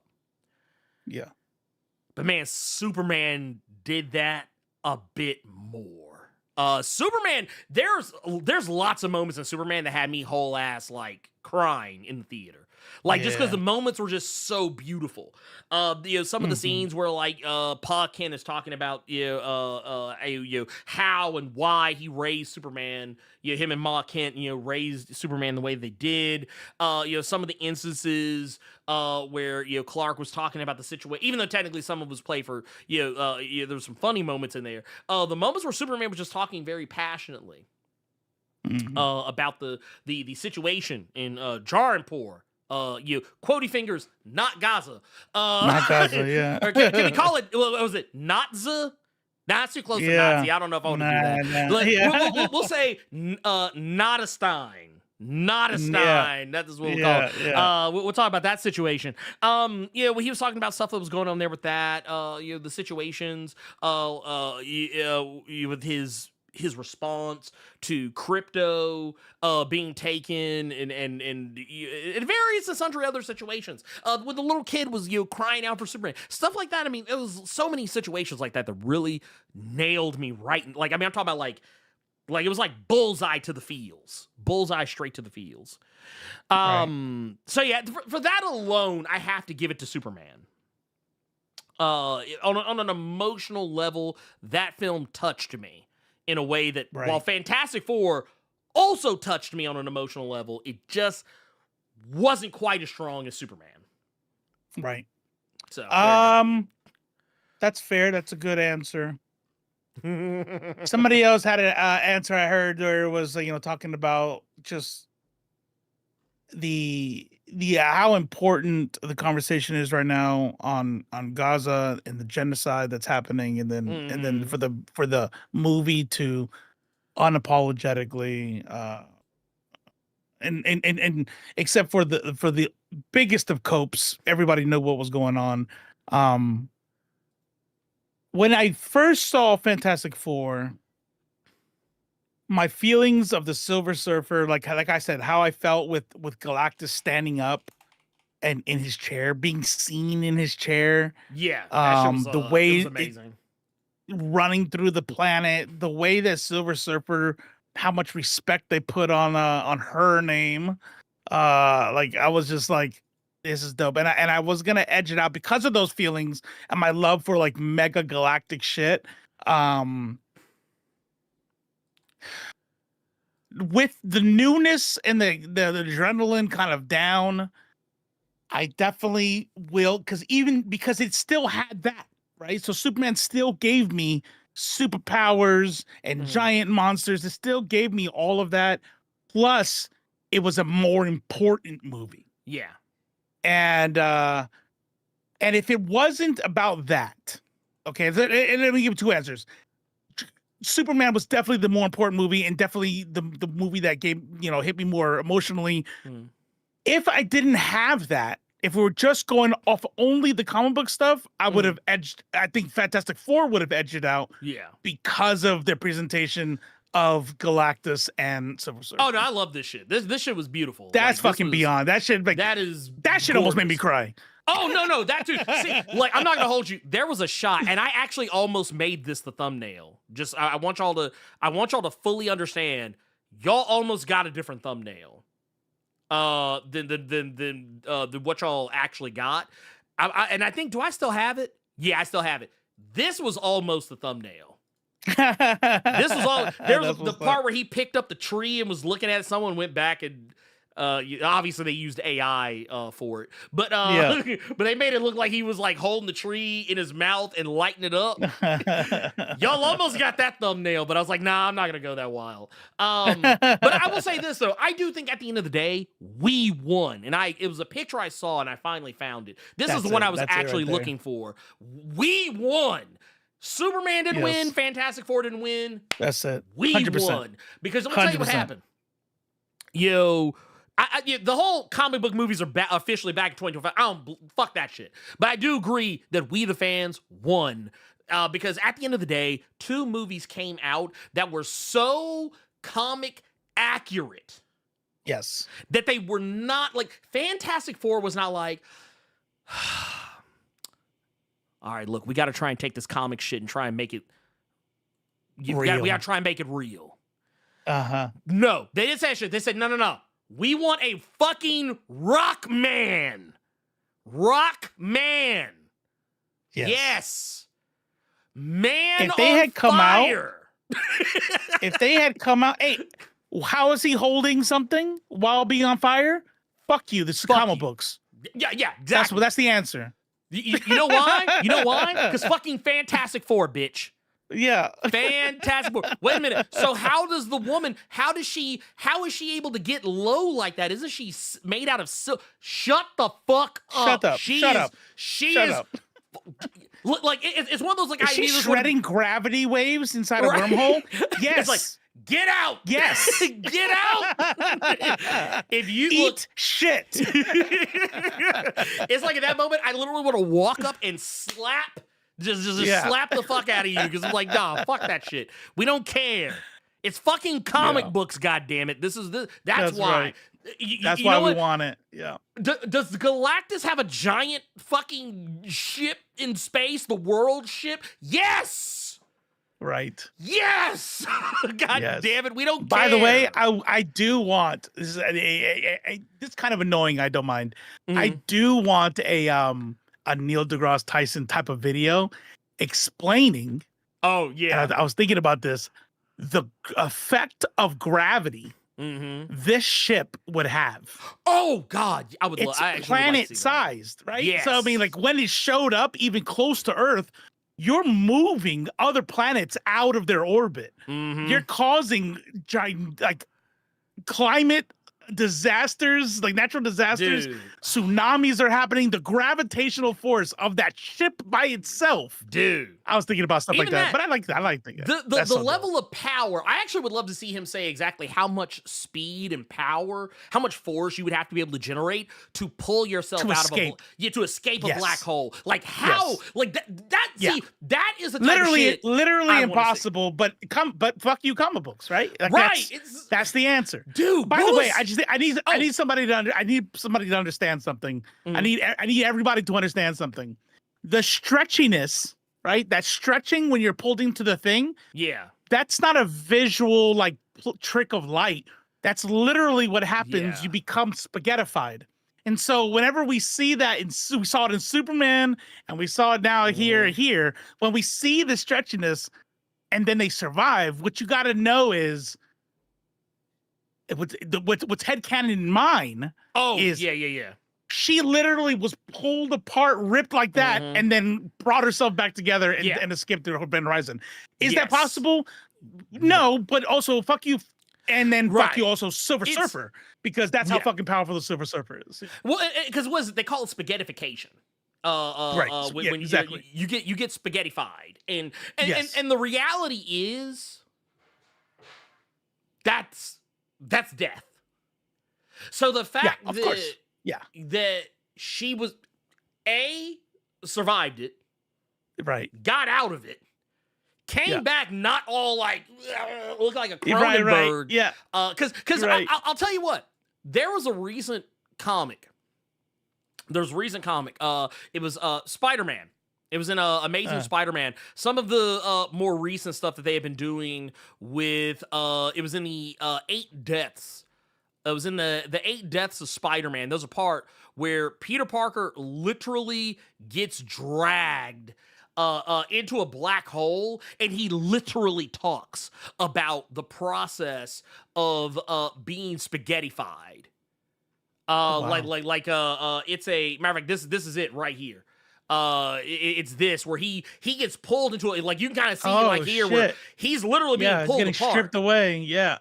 So yeah, that's 'cause he says right here, a body is stretched and compressed, and it's pulled into the gravity well of a black hole.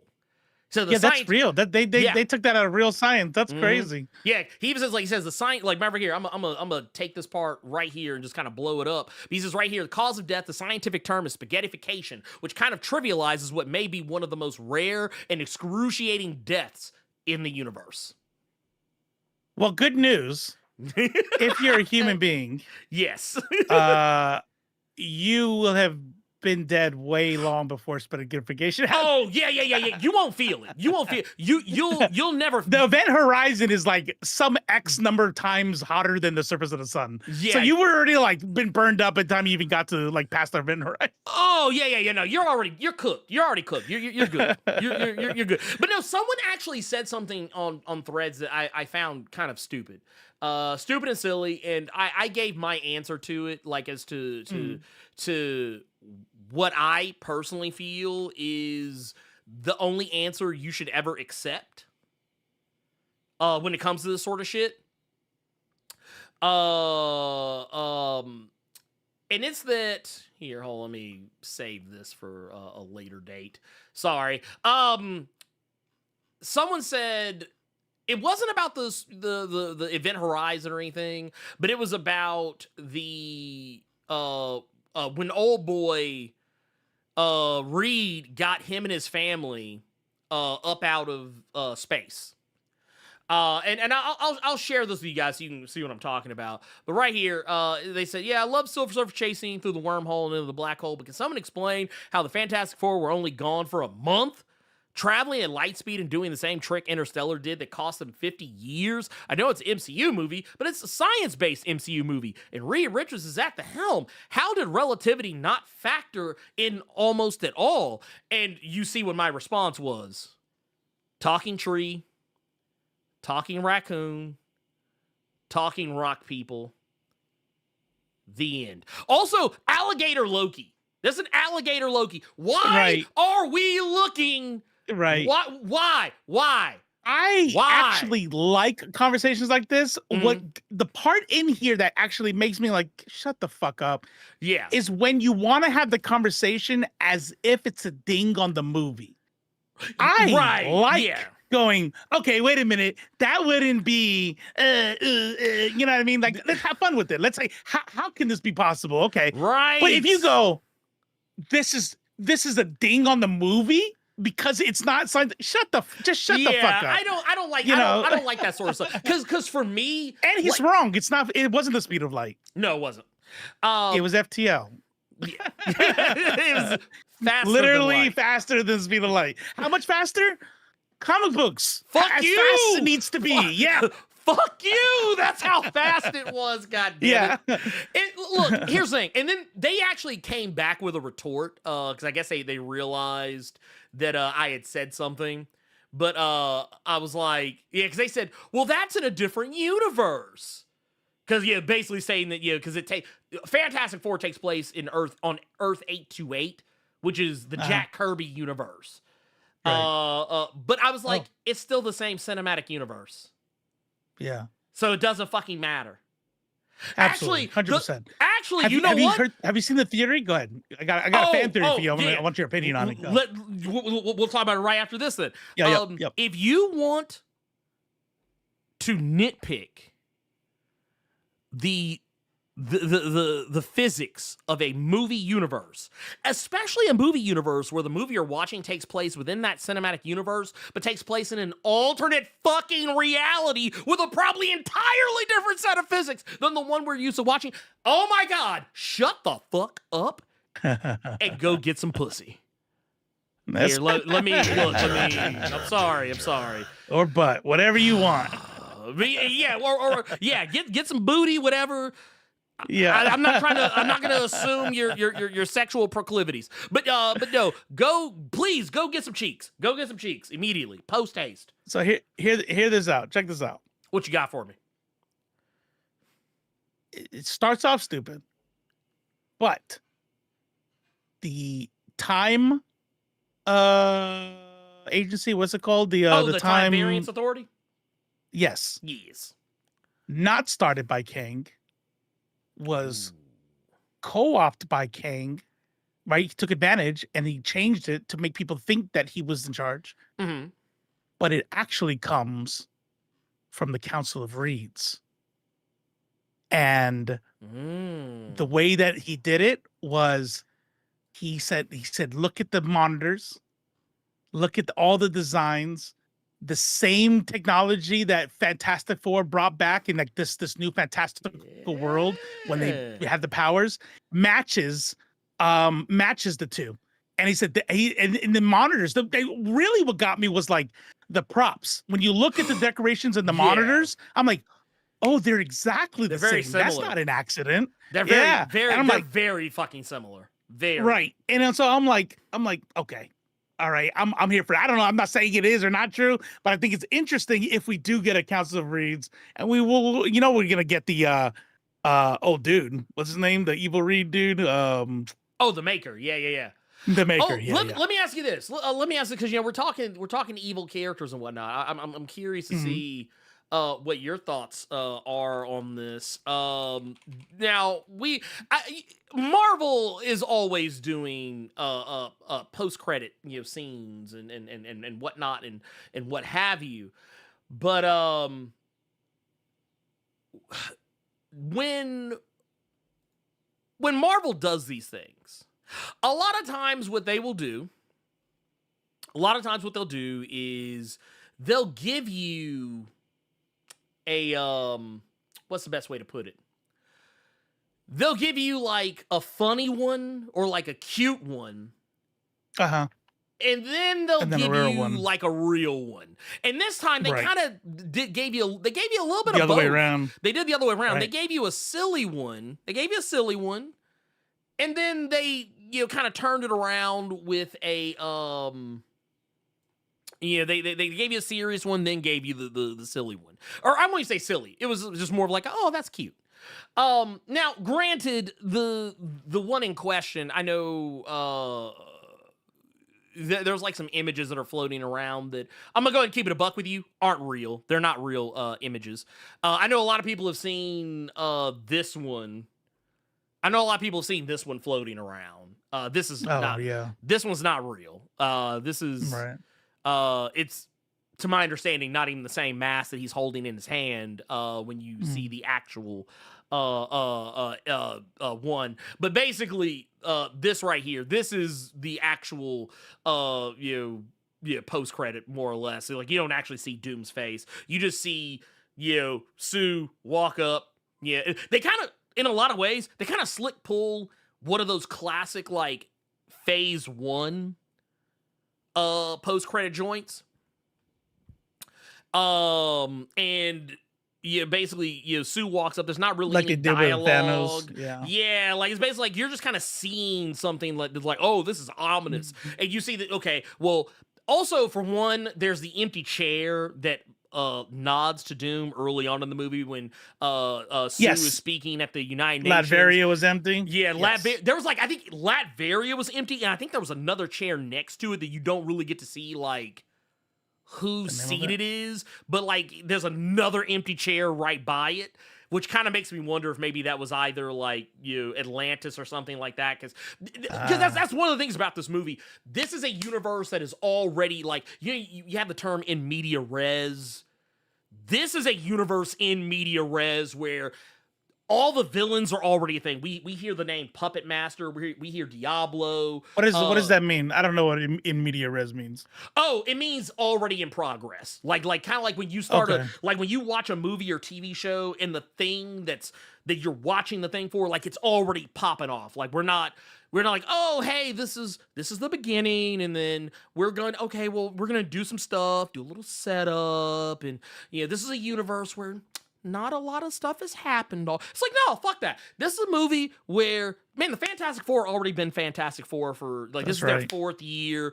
How dope was that? How dope was that montage with the fucking covers?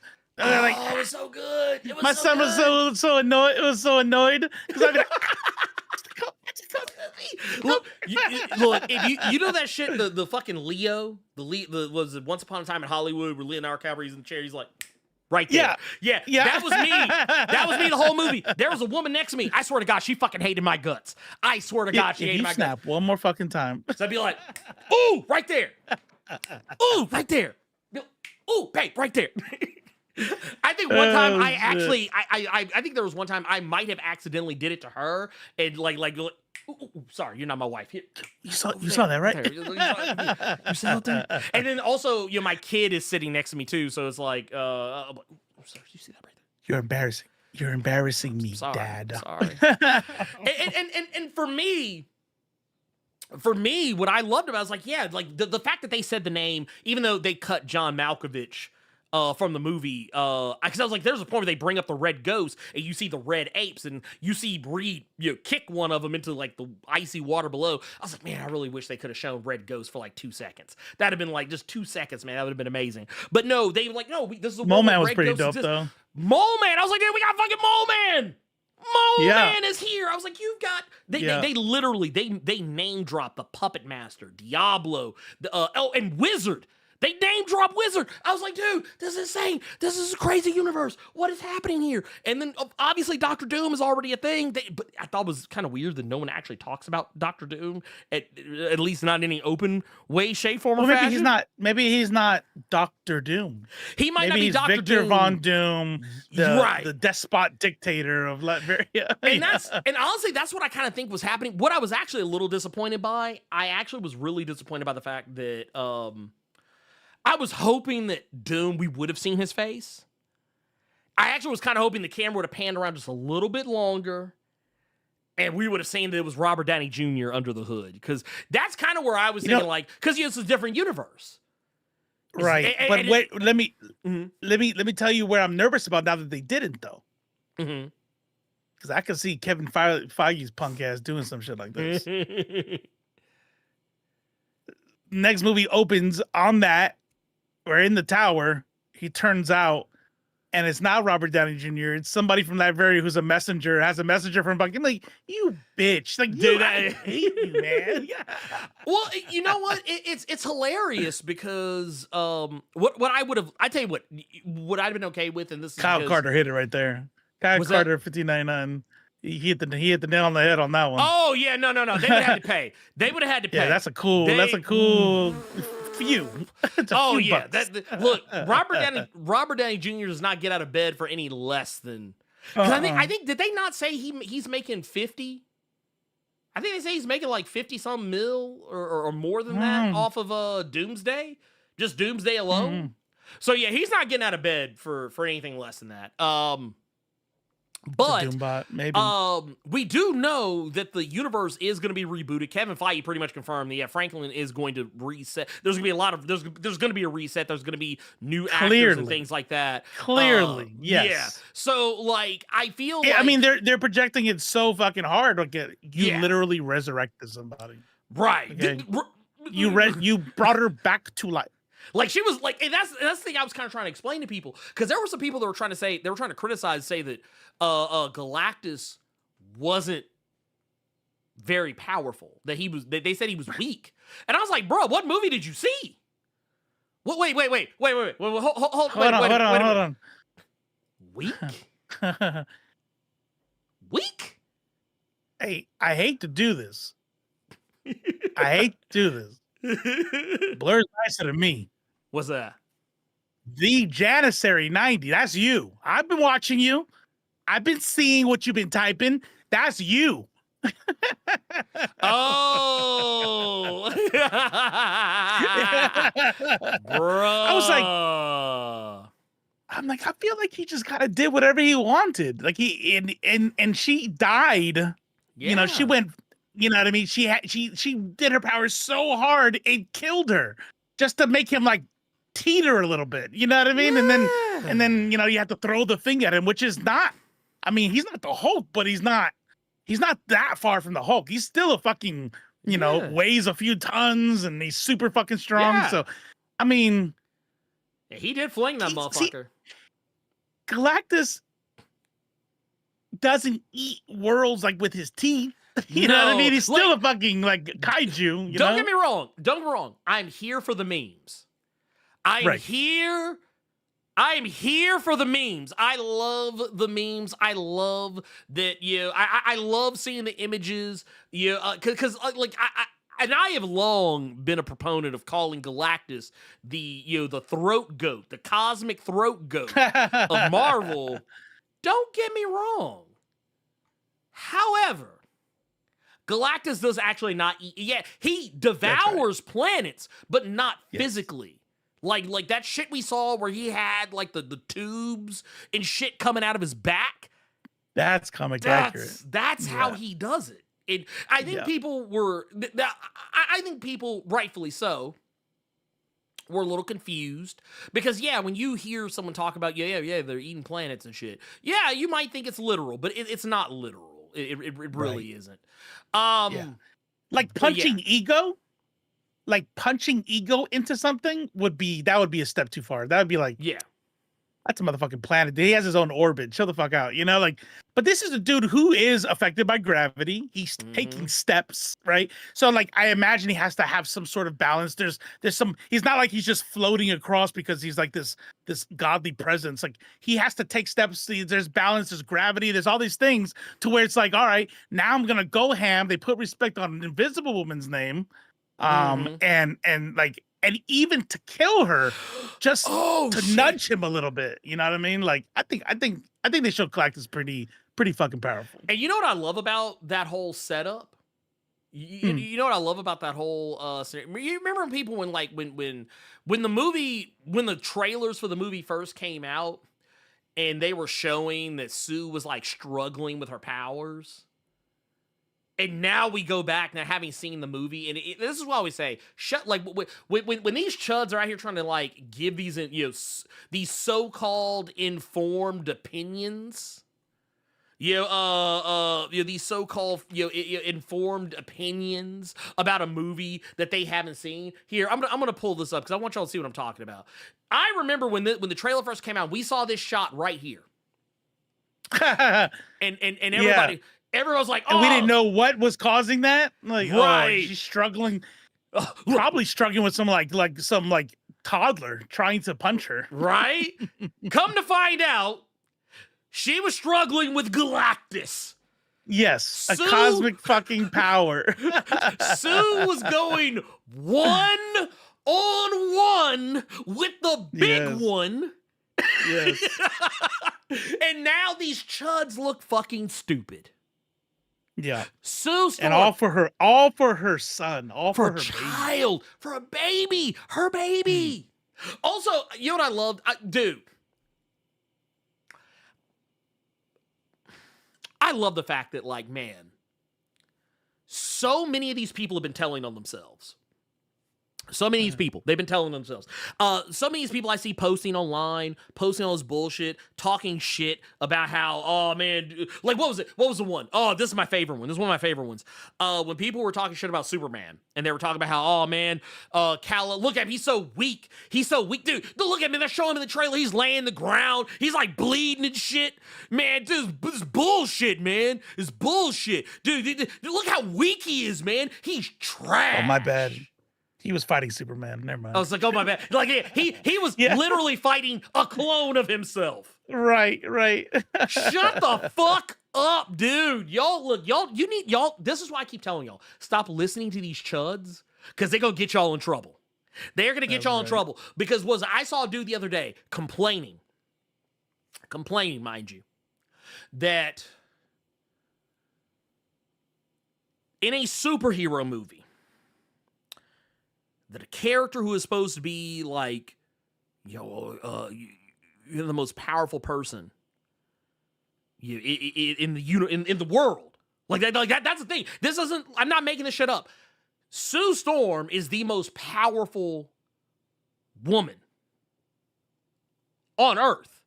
This is a matter of public record, and people were acting upset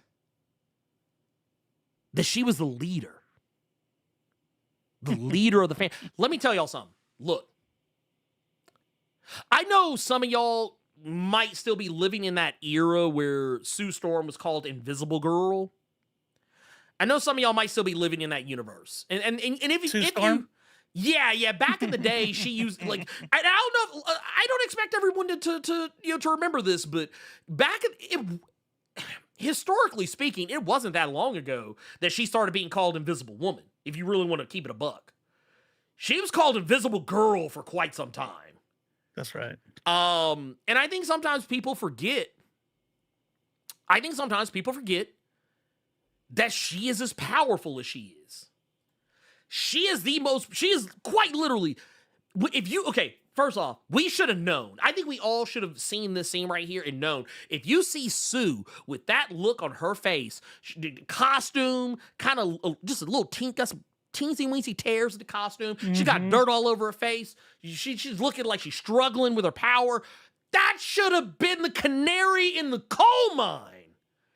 That she was fighting a bad motherfucker. Yeah, somebody was something serious. Yeah. I'm telling y'all, man, dude, y'all need, we gotta stop giving these people oxygen, because they clearly don't know.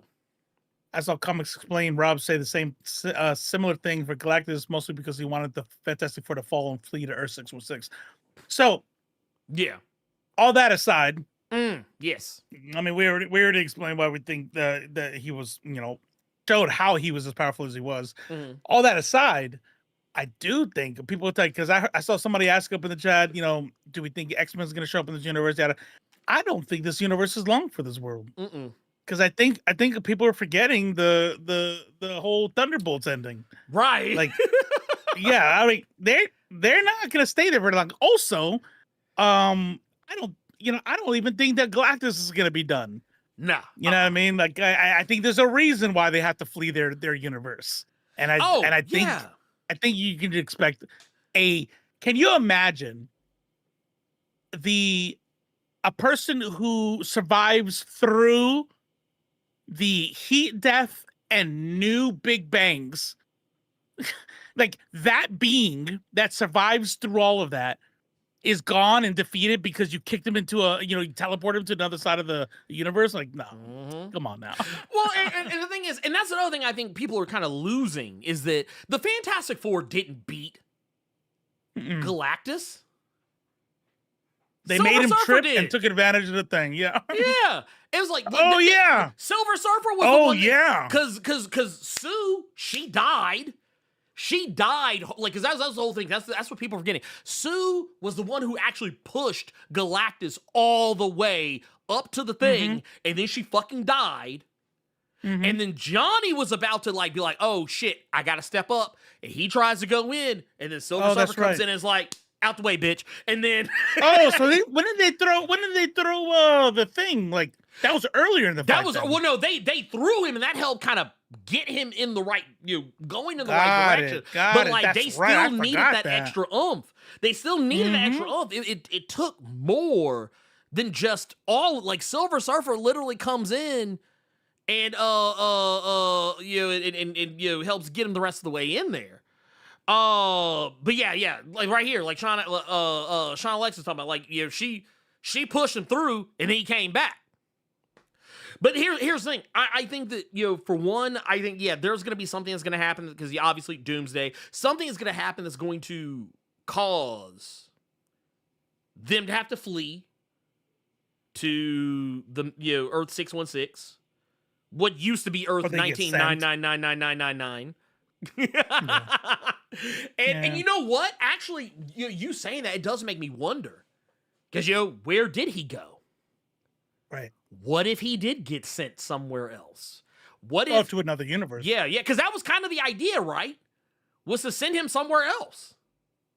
Well, I think originally the plan was for them another part of the same universe, but what if they accidentally sent him to another universe? Well, remember originally, before they did that, the plan was to take they were going to use the teleporters to take Earth and move it somewhere else. Which is wild. Honestly, when they were new spot in the universe, like, hey, new constellation, horoscopes are all fucked up now. Right. Like, dude, you're gonna have to make up a whole new thing. Like, could you imagine? Let's say that plan would have worked. What would have happened once they actually got... Dude, there would be tsunamis. There would be all kinds of bullshit happening. We're just gonna have to go comic books. Yeah. Comic books. We just have to say comic books and forget it, because this is... Man, that's wild. When he said that, I'm like, oh wait, I like this. Galactus went to the went to the Marvel universes. See, it's different. That's a different universe. See, their universe goes dun dun dun dun dun dun dun dun dun dun dun. See, that's Marvel. Ours, Marvel, we go dun dun dun dun dun dun dun dun dun dun dun. See, that's ours. It's different. It's not the same thing. Not the same thing. If he does go to a different universe, I think that one's easily corrected, because the Living Tribunal's they're not gonna allow two Galactus in one universe. No. Dude, that would be wild though, wouldn't it? It would be so wild. If we get two, like, so you guys fucked up now.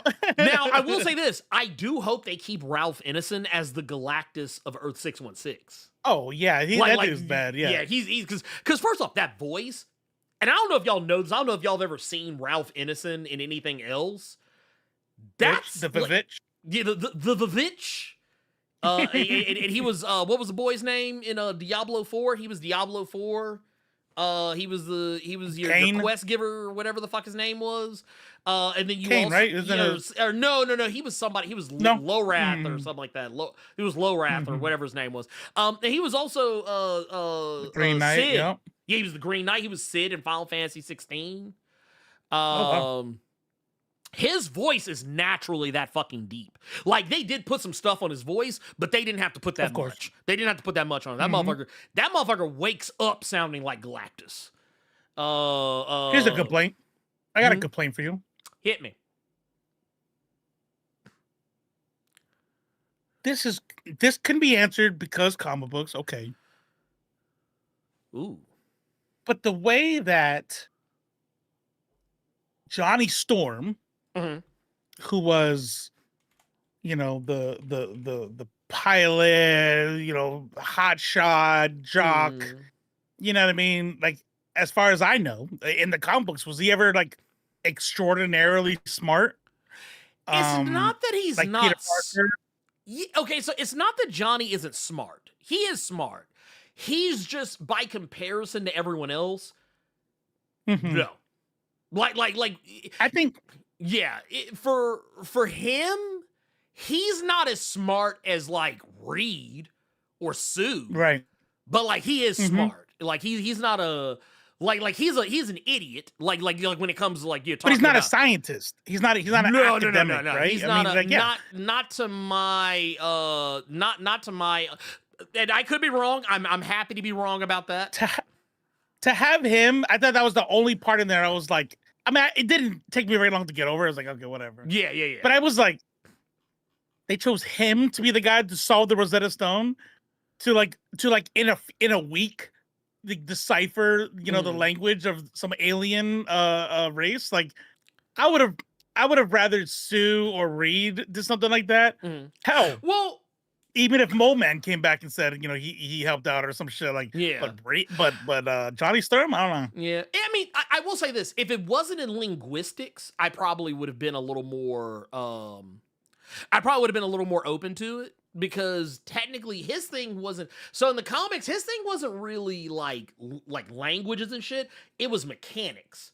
Because that was kind of the dynamic. That was kind of the dynamic of the team. Reed was the science guy. Ben was the pilot. Sue was a scientist in of herself, but she was in kind of like a different field of science. And then you had, than what Reed normally was in. And then you had Johnny, who was like the mechanic. Like he was, because like that was kind of the whole thing. So like, because Johnny, his level of intelligence was such that like he could build shit. Like not like super science shit like Reed, but like the Fantastic Car. That was Johnny. Yeah, that was Johnny. And so I mean he's smart. But yeah, I will say that. Yeah, I will definitely agree. I don't disagree that was kind of a weird thing, but I did like that they didn't waste it. Like I felt like like they gave him like, okay, so if I'll tell you what, the only reason I'm willing to let it slide is because he only did it to get some ass. Like he was his motivation. I think they're gonna keep going with that, by the way. Yeah. Oh, I think we're gonna have an actual, like, they're gonna fall in love, like Peter Quill or whatever. Oh yeah, yeah. You know what I mean? Like, Yeah, I think we're gonna go somewhere with that. Now, if they would have had Johnny do that shit without any motivation whatsoever, being directed at Silver Surfer, I wouldn't have bought it. Oh no, thank you, Jon Stewart. Yeah, actually, sincerely, thank you. You reminded me. Me and my son were talking about that shit. Me and my son, and my daughter, we were like, you can't even get these motherfuckers to agree that an epidemic is real, that the earth is warming. Yeah. Like every motherfucker is gonna be on board with this teleporting the entire planet away versus handing over one baby. We're killing babies by the fucking thousands. And people are like, it's complicated. They've been at work for a long time. What are you gonna do? Like, one lady wants to keep her baby, and was like, guys, she's right. Well, no. Right. Wait a minute. I will say though, it wasn't overnight, because that's one thing I will say about this movie. There is a very huge passage of time that takes place that is not communicated very well. There's a very tremendous amount of time that passes that I don't give a fuck if that shit was years. Well, no. Every country would have been shooting nukes at the United States to kill that goddamn baby. No. I'm not disagreeing with there. I'm talking about like the baby part of it, because they didn't like her at first. The Fantastic Four were getting protested. They were being protested. People were not happy with them. That they were like, because one of the first fucking questions when they said, well, what did he want? And they were like, they wanted the baby, and they were like, So Give him the y'all ain't gonna goddamn give it to him? Mhm. There were lots of people that were like, yeah, fuck all that. Give him the baby. Like, there was lots of people. Now, But what was the catalyst? well, The catalyst was when she decided to step outside and address the world on TV. right. And then now, I will say, She would've got sniped right there. dude, oh man, that'd be like, bow. Look, Maybe it would have been gone. look. Now, one thing I will give the film credit for the whole Now we got to remember the reason why I think the Kumbaya makes a little bit more sense is because we got to remember this is a hyper idealized world that is very much set in like what's considered.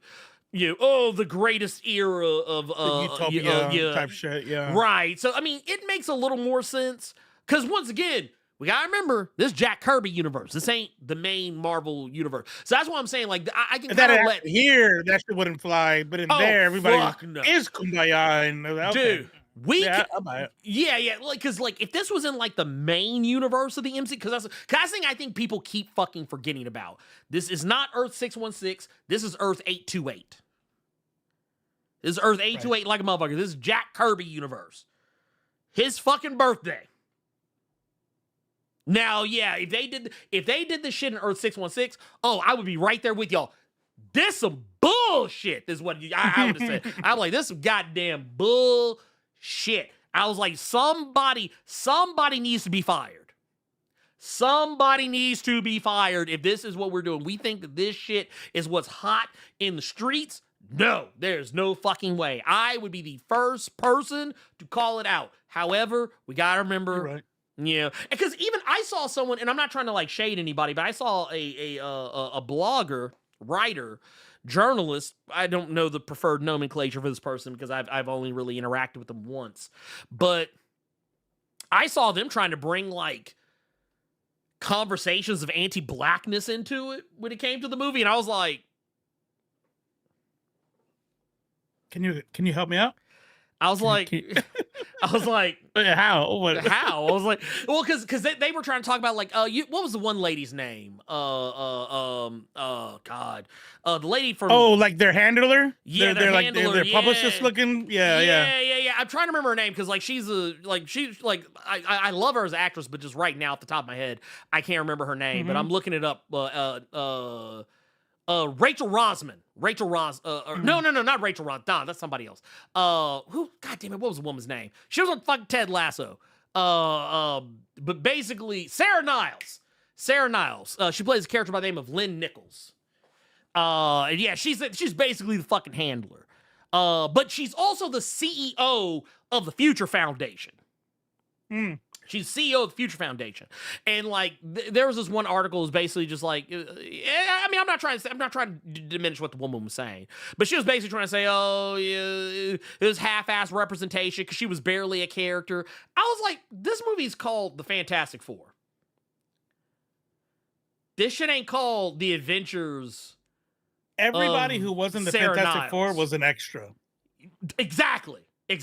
And if you look at this idealized universe of the extras in this 19 whatever, what is it, 50s, 60s? It's a 1950s. I mean, granted, it's a present day story arc, but it's a 1950s, 60s era feel. The fact that a black woman was a CEO of a fucking there's a white bunch of black company. people. Yes, a bunch of black people all through the thing. Like this was a super diverse, like this.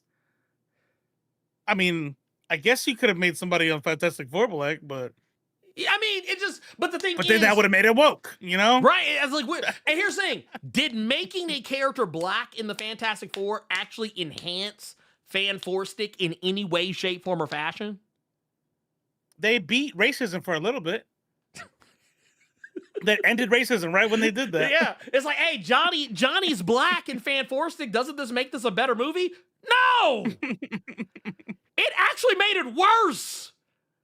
It made it worse because now you had to waste time explaining why Sue is white and Johnny is black in a movie where you really needed that screen time to be put somewhere else and try and fix what's going on here. But no, and the thing is, I was like, dude, okay, yeah, she's barely a character, but I was like, here's the thing, it's not her fucking movie.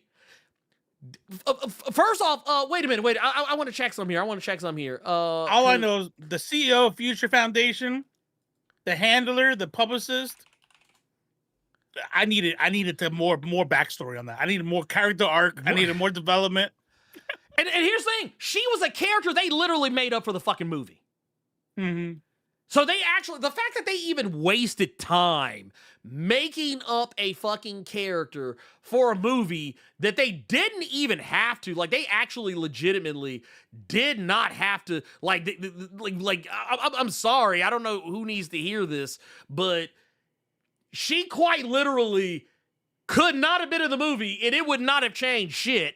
Nobody, I don't think anyone would have even fucking noticed, really, but she was in the movie, and the scenes that she was there, I felt she was impactful. Yep. I felt that, like, yeah, because what was it? 616 Comics version. I have bad news for you, Bill. I really feel that Kevin Feige was as adamant about the movies being 616 as he was, because he's telling you that he doesn't give a fuck about the 616 the comics. That comic is not part of the Marvel universe. It really ain't. The Marvel multiverse. Well, and I think too, and I remember who was it? Iman Vellani, the actress who plays Ms. Marvel. Yeah, because she was cooking Kevin Feige shit, talking about how, like, no, right. They had that little thing going. Yeah, because she was like, oh, it's supposed to be Earth 19999999 or whatever the fuck. Which, to be fair, that is what it was called for the longest time. What it was, absolutely. Yeah. I actually don't remember. I actually do not remember where it actually came from. Okay, so here, I'm actually here. I thought it was from Marvel.com, I want to say. Maybe. It might have been. Let's see here. Oh, yeah. So basically, the whole thing was that it came up in the early days of the whole Marvel Cinematic Universe, but I honestly don't remember, like, who was it that actually said, hey, this is the actual thing. Like, who actually said, like this is the official thing? Like who came up with that idea? I don't remember, like, who exactly. I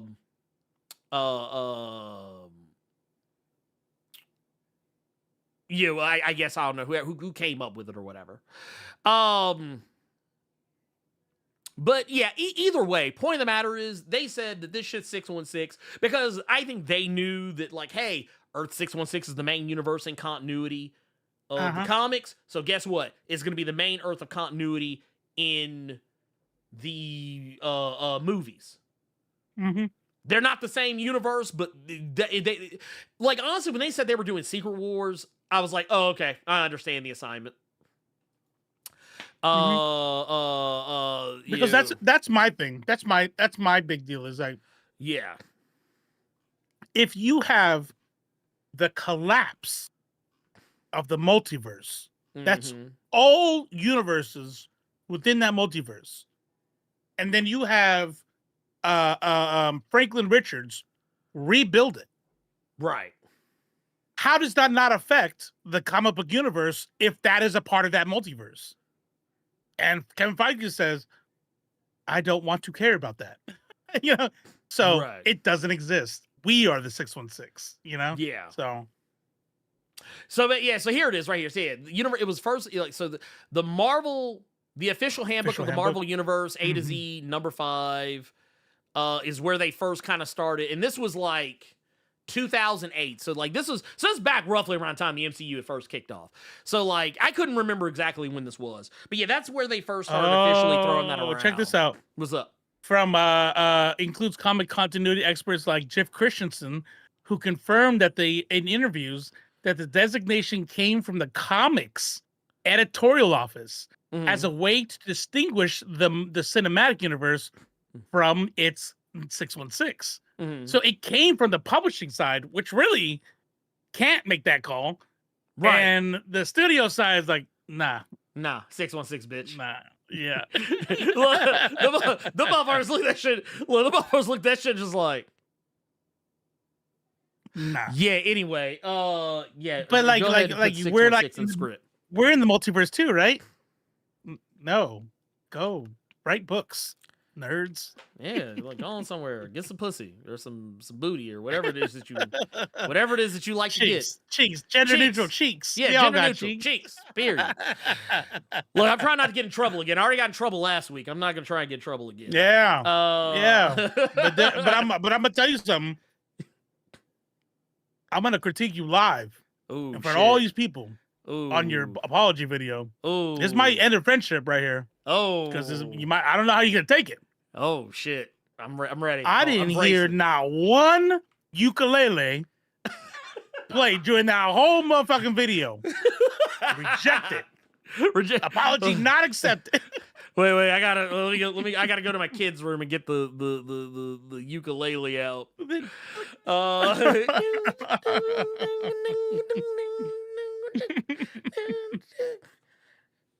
Toxic gossip train.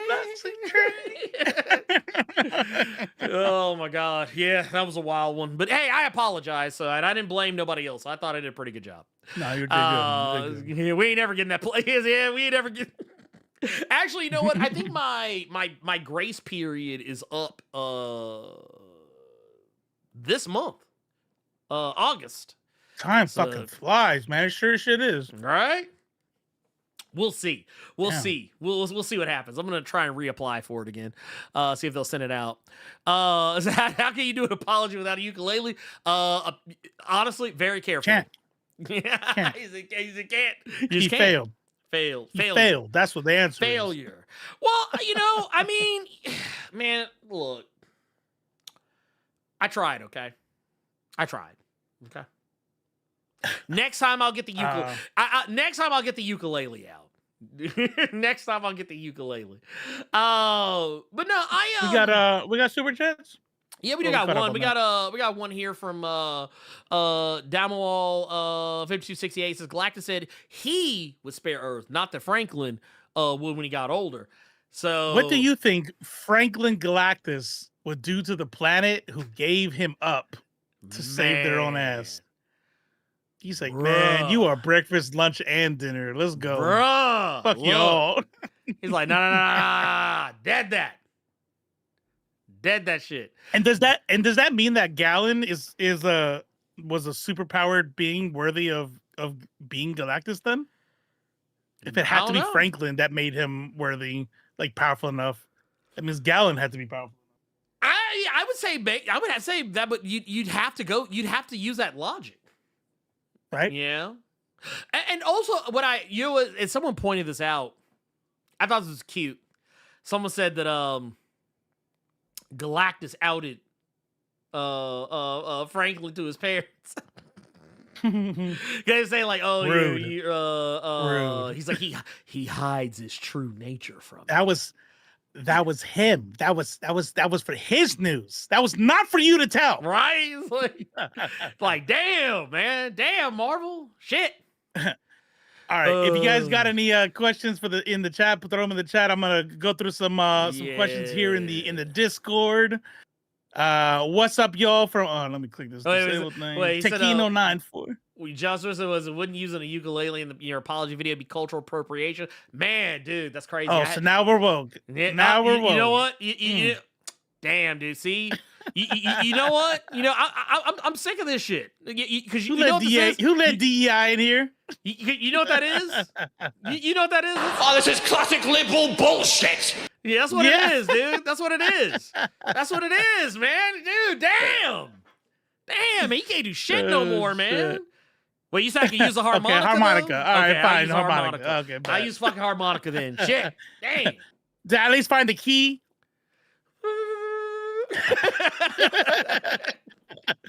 All right, let's go. Kino94, what's up, y'all? I'm glad there is so much love for Superman from everyone, dumbass chuds excluded, and it really makes me excited for the future of the DCU. Excuse me. So my question to y'all is, what potential characters and storylines would you like James Gunn to pull from going forward? Well, I'll tell you this much. I want Death of Superman 5 years from now. 10 years from now. I want to not 10. Yeah, maybe like 6 to 7 years. I want like at least 5, 6 movies. I want us to love him like we loved Iron Man. So that death feels impactful.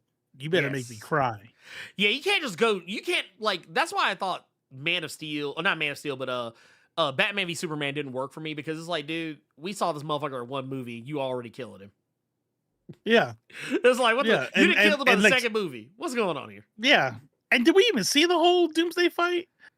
Was the whole thing in there? Yeah. Well, it was at the end. It was the ass end of the movie. Yeah, that's what it was. Yeah, I And- can't and- remember. and I didn't watch the movie very many times. Yeah, I mean, I watched it like twice, and that was enough. Yeah. That was enough. I've seen it twice. I'm good. You know what? I think we need bigger and more diverse stories. And I say that because we recently, James Gunn. I don't know if you saw this. I don't know if you caught wind of this, Robo, but James Gunn released a picture. And I have that picture. This is everyone who was on the Hall of Justice wall. Someone else actually went back and put all the names, but like this was the image he put up. Let me give you all my comic book. You want to know what a comic book head I am? Oh man, let's go. I'm gonna let you know all here. I'm gonna flex a little bit. Starting with Madame Xanadu, going all the way to the right, and then I'll start again on the bottom. Okay, you ready? Mm-hmm. Never heard of her, never heard of her, never heard of her, never heard of him, never heard of her, never heard of him, never heard of him, never heard of him, never heard of him, never heard of him. Never, never, TNT Dynamite, nope. Phantom Lady, nope. Atomic Light, nope. Freedom Beast, Wildcat.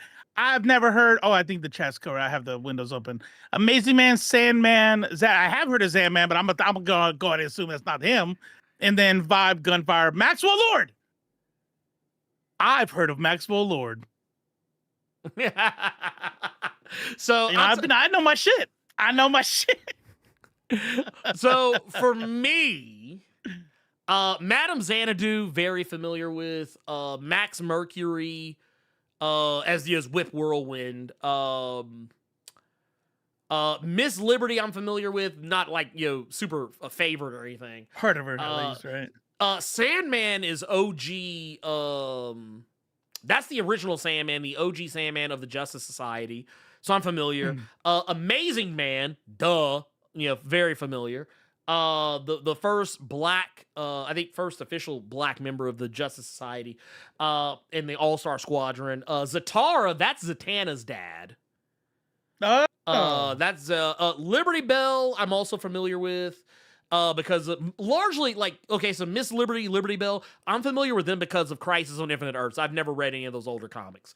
Got it. Then Max Mercury proper, very familiar with. TNT and Dynamite, Phantom Lady, Atomic Knight, Freedom Beast, I'm very familiar with because that's the successor of Buona Beast. And Freedom Beast is a pretty cool character. Wildcat, also a member of Justice Society. Vibe was on The Flash. So that's Cisco from The Flash. So yeah, Gunfire, and then Maxwell Lord, of course. But I thought that was cool. So yeah, they have it. They're basically, this was just a show that all these characters already exist on some level or another. And what I would like to see, because of this, I would like to see a Justice Society like movie or TV show.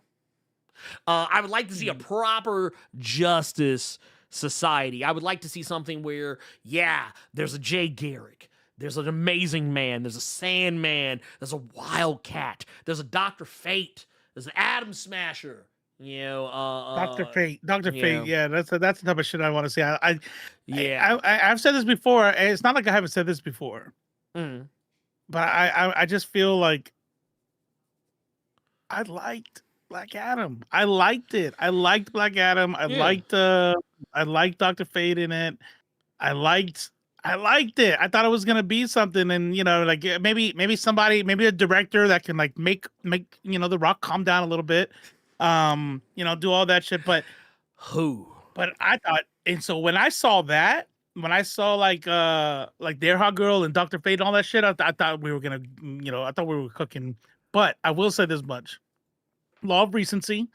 For those who weren't here at the beginning, Blerd just dropped the history of Icon. Go watch it. Yes. While I was editing that, I finally, I had read through it. I've obviously, you've done other Milestone comics that I've edited, and this one I'm like, all right, there you go. I've all the old ones and the new ones I've reread. The new ones I had reread, but I want to see Milestone. That's what I want. I want to see Icon come in there. I want, and I don't want it to be an Otherworld thing.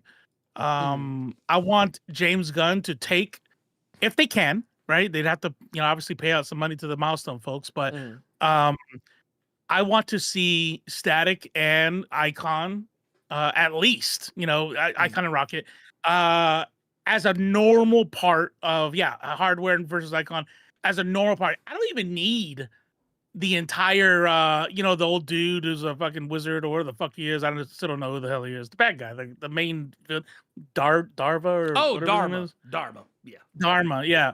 He's I don't even need all that. Like maybe that's too much. Maybe that's like because it's its own universe. Give me Rocket, Icon, Hardware, Static. I would be very happy. Yeah, I mean, I would rock. Well, so I have good news and I have bad news. Good news is James Gunn has already met with Reggie Hudlin and Dennis Cowan. I saw Dennis bring it up somewhere in online like some months ago. And they it was like some months ago. No. They said they were still having conversations. And James Gunn, he can't talk about it. Because so it's one of those things. DC doesn't own those characters, so he can't talk about them. And also, it's the same thing for the same reasons that fucked up the conversations between Marvel and Sony about Spider-Man. Because when that shit leaked, and probably Fox and X-Men and all that. Shit. That's why those deals took longer. Is because there's this thing where like if case in point. If someone from if James Gunn were saying, yeah, we're talking to him about that, and it's not something he can really talk about, or like he starts talking about how he could use those characters, it would actually put him and DC Studios in an actionable position because Milestone could be like, well, you're manipulating the situation, so now we have to like because you've talked up this we'll stuff be the bad guys and we'll look like the bad guys and all this. So, and that's a real thing. That's a real position because that was what was used in that situation with Spider-Man. So yeah, you have to be careful with that shit. That's why no one's talking about it. But I do agree with you. I would like to see that. I think start small. Start out with like Static and like Icon, Rocket, Hardware. I wouldn't worry about bringing in any of these like other like greater Milestone Blood universe. Syndicate, leave Blood Syndicate where they're at. And honestly, to be fair, because of what DC is doing right now with the new history of the DC universe, introducing Icon at an early stage, like treating him as though he is part of actual DC history, not just Milestone history. I think that's a statement of intent from DC's part, and I think kind of goes a long way to because that's the thing that's very important. They don't say, "Oh, on this other Earth, Icon landed." No, they say just he landed on Earth. Not some other Earth, just Earth. Not Earth M. So the old dude doesn't in this world, old dude doesn't kill Superman then. Right. This is so basically it kind of turns Milestone and being to like some alternate reality. All right. Yeah. An alternate reality. But now that said, we have to look at the fact that if you do this, you could just treat them as being from another city. They don't live in Metropolis. They live in Dakota, which is the main city anyway, for Milestone. Right. So you say, yeah, Dakota's over here. Metropolis here. No, Icon here, doesn't kill Dakota. Superman. It's the what's the dude's name? Benedict Lord. Benedict Lord. Yeah, he's like the white supremacist alien dude. Yeah. Trust me, I know all about that shit. You know what I mean? He- I know that whole story like the back of my hand. Robo only had to listen to me talk about it like ad nauseum for like You know what's probably funny? hours I on didn't. end. That's literally the truth, and I don't really think about it as an editor. I'm just kind of like, I've heard this video like 28 times at least. Yep. And you know what I still did for the people in the chat? Still played that shit when he uploaded it. Look at that. Because now it's Look like at that. now there's like some pride in it. I'm like, all right, I edited this one. I want this one to do good. Let me watch this shit quick. I mean, I thought that was cool though. He's like, wait. John Soros said, "Hey man, why you put that Kevin Hart Don Cheadle clip in the icon video of Blerd said his age? You ain't shit." Anytime Blerd says his age in the thing, I'm gonna have that on there. That's a promise to y'all. Promise. He said, "That's the left face promise." Yep. Like you're gonna know, like because you only see when I edit shit if you pay attention to the intro. Mhm. So if you just have it in the background, you'll never know which ones I'm editing until if he ever mentions this and it drops. I don't care if it's played out. I don't care if there's like 8 comments that say it's not funny anymore. I'm still gonna do it. The only motherfucker that can stop me is him. But if he don't stop me, I'm gonna have it in there every time. I ain't gonna say shit. And see me, I ain't gonna say shit though. I ain't gonna say shit. Also, real quick, was it D-Tank said, man, whole ass blood didn't get too much for y'all? See, here's the thing though, it's too many folks. You can't you can't just drop Right. 11 Negroes in the middle of the DCU like that. You just can't do that. That's right. Like, not You just that. remember what DEI stands for, right? Look, wait a That'll minute, break the whole system. look, let me remind you. Too many niggas. Do you know how quick? Look, because and here's the thing, it's not even just That's Negroes. it was a good run, folks. It was. It's not even Negroes though. It's not even just Negroes. Okay, Icon, True. Rocket, Hardware, and you motherfucking Static. That's faux Negroes right there. But then you bring in the Blood Syndicate. You talk about bringing some Puerto Ricans, some Dominicans. Yeah. You talk about Yeah, bringing too some diverse, Koreans. too diverse. It's like, bro, Yep. stop. And the FBAs are all mad now because you got some like non-American black people in there, and it's just like, oh nah. Look, and you got a whole Muslim in there. Like, nah. The Christians are mad now. And, Yeah, and now you can't bring in Shadow Cabinet because you're gonna have a Palestinian on the team. done. That's Done. oh nah. And if you make her nondescript Arab, you're done from the left. Yeah. It's like, no. wait, so y'all can't so y'all can't put no Palestinians. Yep, Look, canceled. look, wait a minute. Look, BDS. Look, you're gonna have some actual Palestinian show be like, man, I don't see no Arabs up on the wall, man. What's up? Man, ain't that some shit? You know what? BDS. I'm gonna call my old friends. Kadoma says, greetings to the great nerds of culture. Hope all is good with you both. This one's for you, Blerd. Oh, The shit, questions come from the They Choose Violence book. Ooh, yes. They Choose Violence. Yeah. Great read, by the way. Mm-hmm. It's when they start talking about how women can't stand other women, and ones they can't stand most often are their best friends. Mm-hmm. How true or literal is that statement in accordance to real life for most women? First of all, is Blerd like the expert of all women? Why would this be just for him? That don't make any damn sense. Well, I don't think I'm the expert, but I will say, as a person who is married to a woman who I have heard talk about other women, yes. It is true. At least with the women I have known. All the women I have ever been friends with or dated or have been related to, whatever, I have seen, not saying all of them, but the majority of them do tend to not be overly fond of, not to say they hate other women, but like, it's like, honestly, I don't even think it's a woman thing. I think it's just a thing. Because it's the same way with dudes. Well, I check think it's this just out. being human. What did you say about Thomas, Clarence Thomas? Right? We Oh, understand that you can internalize white supremacy Mm-hmm. and you get turned into Uncle Ruckus, right? Yes. That internalized white supremacy, that self-hate. Mm-hmm. That also happens with the patriarchy, where you have women who internalize the patriarchy, and guess what the patriarchy hates? Women.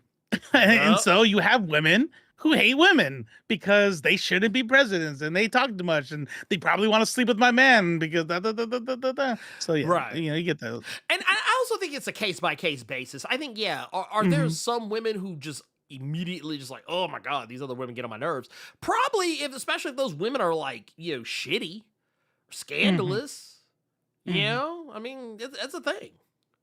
But it is what it is. I mean, I thought it was hilarious, personally, just because it's a funny ass fucking book. But yeah.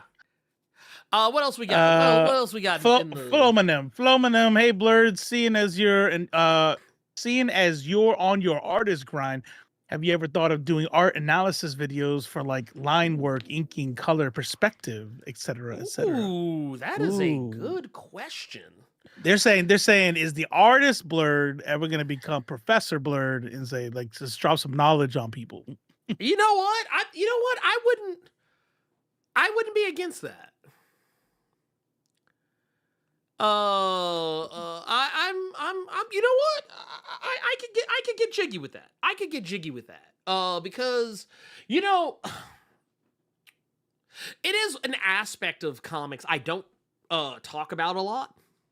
And I do have some videos planned. I just haven't done them yet. Some conversations Robo and I have had about the artistic side of comics, things like color.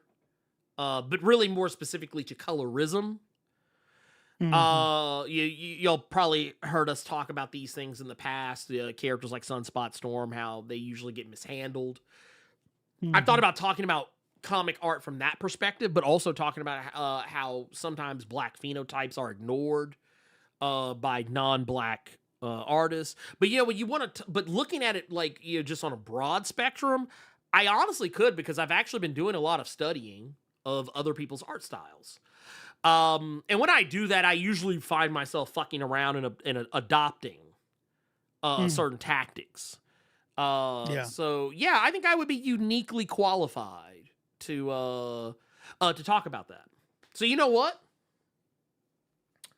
Consider it planned, possibly, considered planned. potentially. Yes. I'm writing this down just for writing this idea down. Sean. There we go. Sean says, "Hi, Blerd and Robo. Who would be your dream music artist to do a movie score? Me personally would be the artist Quadeca, since his new album sounds like a movie score, which is Vanisher, Horizon Scraper. Great listen, by the way. Glad you enjoyed the music I suggested." Dream music artist for a movie score. Gunship. No idea.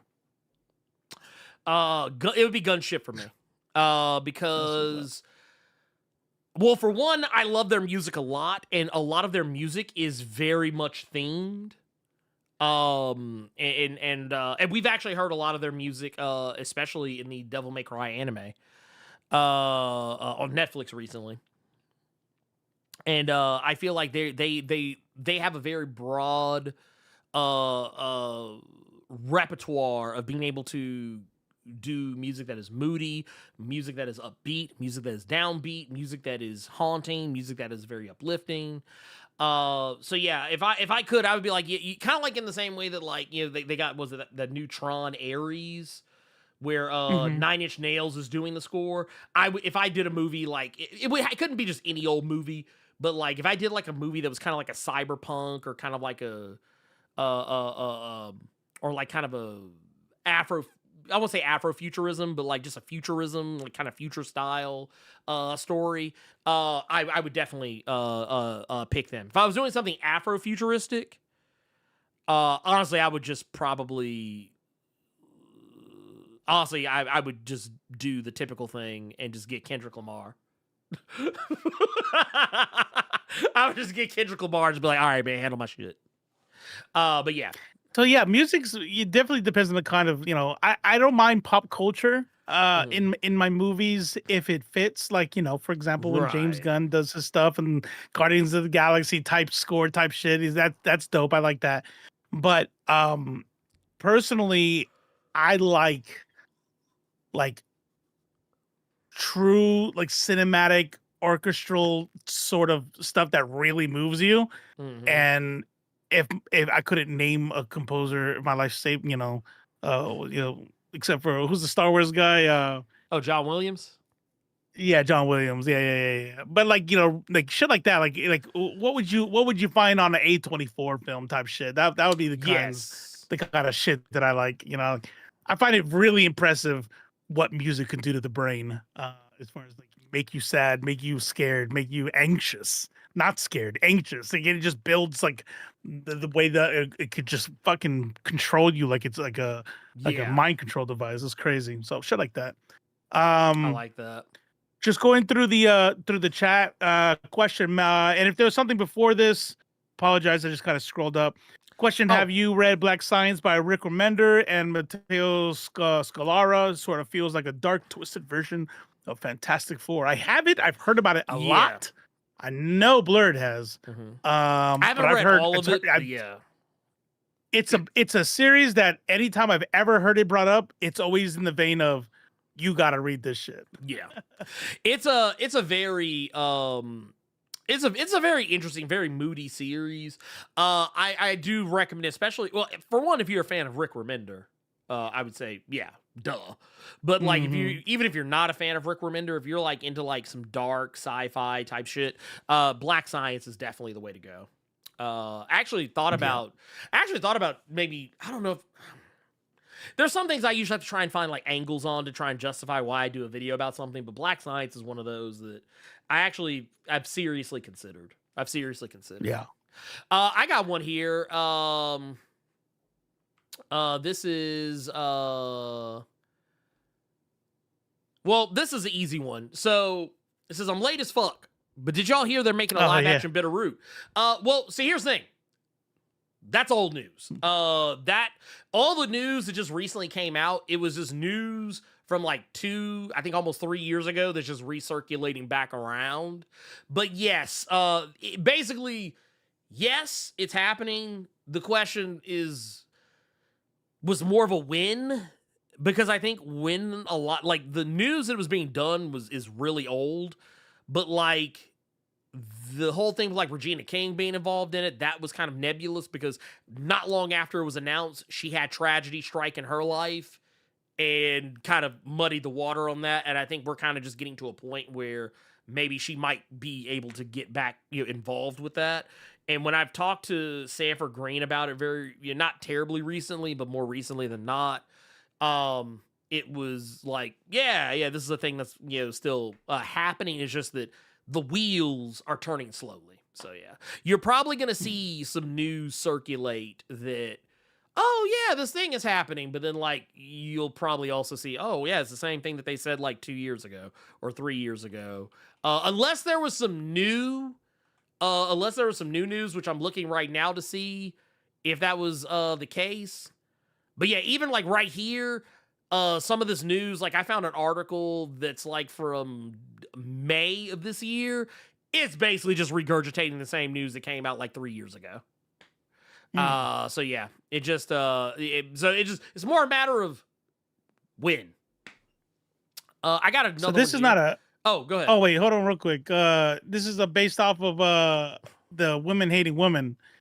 I read this comment out by Phoenix Storm 86. Yes. And it hit me in waves. Like there's like layers to this.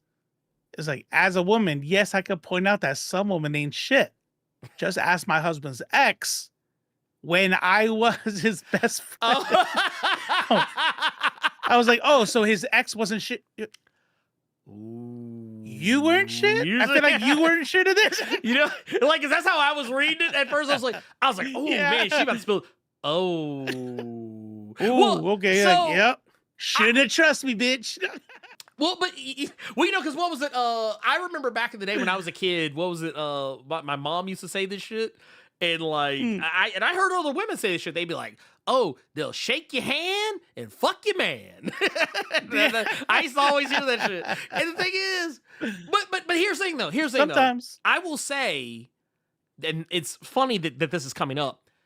I told you I was watching Your Friends and Neighbors earlier, playing catch up. So, well, the premise of this show, this isn't really the main idea, but one of the parts of it is that John Hamm plays a character who is recently divorced. Oh. And his wife... Our story's better. Our version's better. Go ahead. Oh, yeah. His wife is now with his best friend. And something that comes up later in the show is that the best friend, who is now with the wife, says, yeah, the way we got together was fucked up, but that doesn't mean it has to end fucked up. And I was like, you know what? I know it's really easy for people to be like, oh, man, wait, y'all together because of the product of cheating? That's some bullshit. Yeah, it's easy to say that, but, like, honestly... Yeah, shit happens. It's one of those things where... if two people really like each other, I mean, is there a better way to put that situation together? Sure, definitely, 100%. But sometimes shit happens, and I can't even fault that shit. Phoenix Storm's story is way less salacious. Okay, yeah. The wife cheated on him. Phoenix flew out to beat her ass, and they got married 10 years later. Oh, shit. That's way less exciting. Just let me write the story next time, okay? Yeah, okay. I was about to say, but you know what? You know what though? I like that though. That's the energy right there. That's the more energy. wholesome. That's more wholesome. The woman cheated, got her ass beat, and it was lived happy ever after. I'm here for it, man. I'm here for it. That's what's up. Now that said, I got another one here. Brother Juma says, Blerd Without Fear and Left Face, are y'all hyped for Eyes of Wakanda? Are you going to do a watch party? It drops mañana. Yes, I'm going to try to. I have a prior engagement tomorrow that I'm going to be doing. So depending on what time, let's do this. What time does Eyes of Wakanda come out? Let's see here. So it is going to drop. Oh, so shit. It's actually going to be available at, for me. Tonight. It'll be like, for me, it'll be 2 a.m. It'll be 2 a.m. for me. So it'll be, 3 for you. So yeah, at some point tomorrow, probably, maybe. We'll probably, maybe. Well, let me know. I'll jump on with you if you do, if you do a watch party. Yeah. Bet. Because it's short. It's only like, I think 4 episodes. And I don't think each episode is more than like maybe 20, 25 minutes. Bet. If that. I could be wrong. Happy to be wrong. But yeah, we'll do that. We'll definitely do that. Shit, yeah, fuck yeah. I got one from Draven G96 here. Unless you got one. Yeah, that one works for me. So what do you think they're gonna do with Batman? Are they gonna wait until Reeves is done with the Batman 3, or are they just gonna add Pattinson to the TCU? No, fuck no. So have you seen Superman? Did you watch Superman? Well, here's the thing. So James Gunn has already said Pattinson is not in the DCU and will not be. Well, yeah, I can see why some people might think there's a possibility because he's kind of been playing cagey with it. But I mean, more often than not, the answer is actually no. And they're not going to wait till the Batman 3 because shit, we haven't even gotten the Batman 2. They're taking their sweet ass time with that. So that means we would never see Batman in the DCU until like 40 years from now. Waiting on Reeves to do some shit. So no, what's actually happening is that they're fast tracking the shit that they know is gonna they're more confident in. So that's why Supergirl got made first before Batman, and why Wonder Woman is being fast tracked ahead of Batman. Batman is still the script that James Gunn is trying to crack. And to last I heard, anything that, him say, and I'm not talking about speculation. I'm talking about shit he actually said himself. Right. So I think that whenever Batman does arrive in the DCU, it is going to not be Robert Pattinson. I can promise you. If I streamed a watch party tomorrow, it would count. That means I streamed tomorrow. I just thought, he's like, nah, he tried to get out of it. He's trying to get out of it. He tried to get out of it. I got one last question here. I see. You see Dijon Mustard, DJ Hart, I mean? I see the D and the J. Yeah. I got it. I got it right here.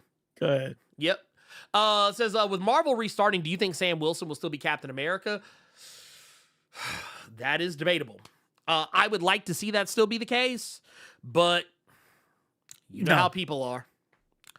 With what they said recently, I would put. Go ahead. Oh no, go ahead. No. I want. Maybe I changed my mind. What did they say recently? Oh, that was just basically Kevin Feige basically came out and said that he thinks that Captain America: Brave New World underperformed because it was the first Captain America without Chris Evans. So yeah. Yeah, I don't see it happening. I don't see it happening. And you know what? Look, I get it. There's a culture. When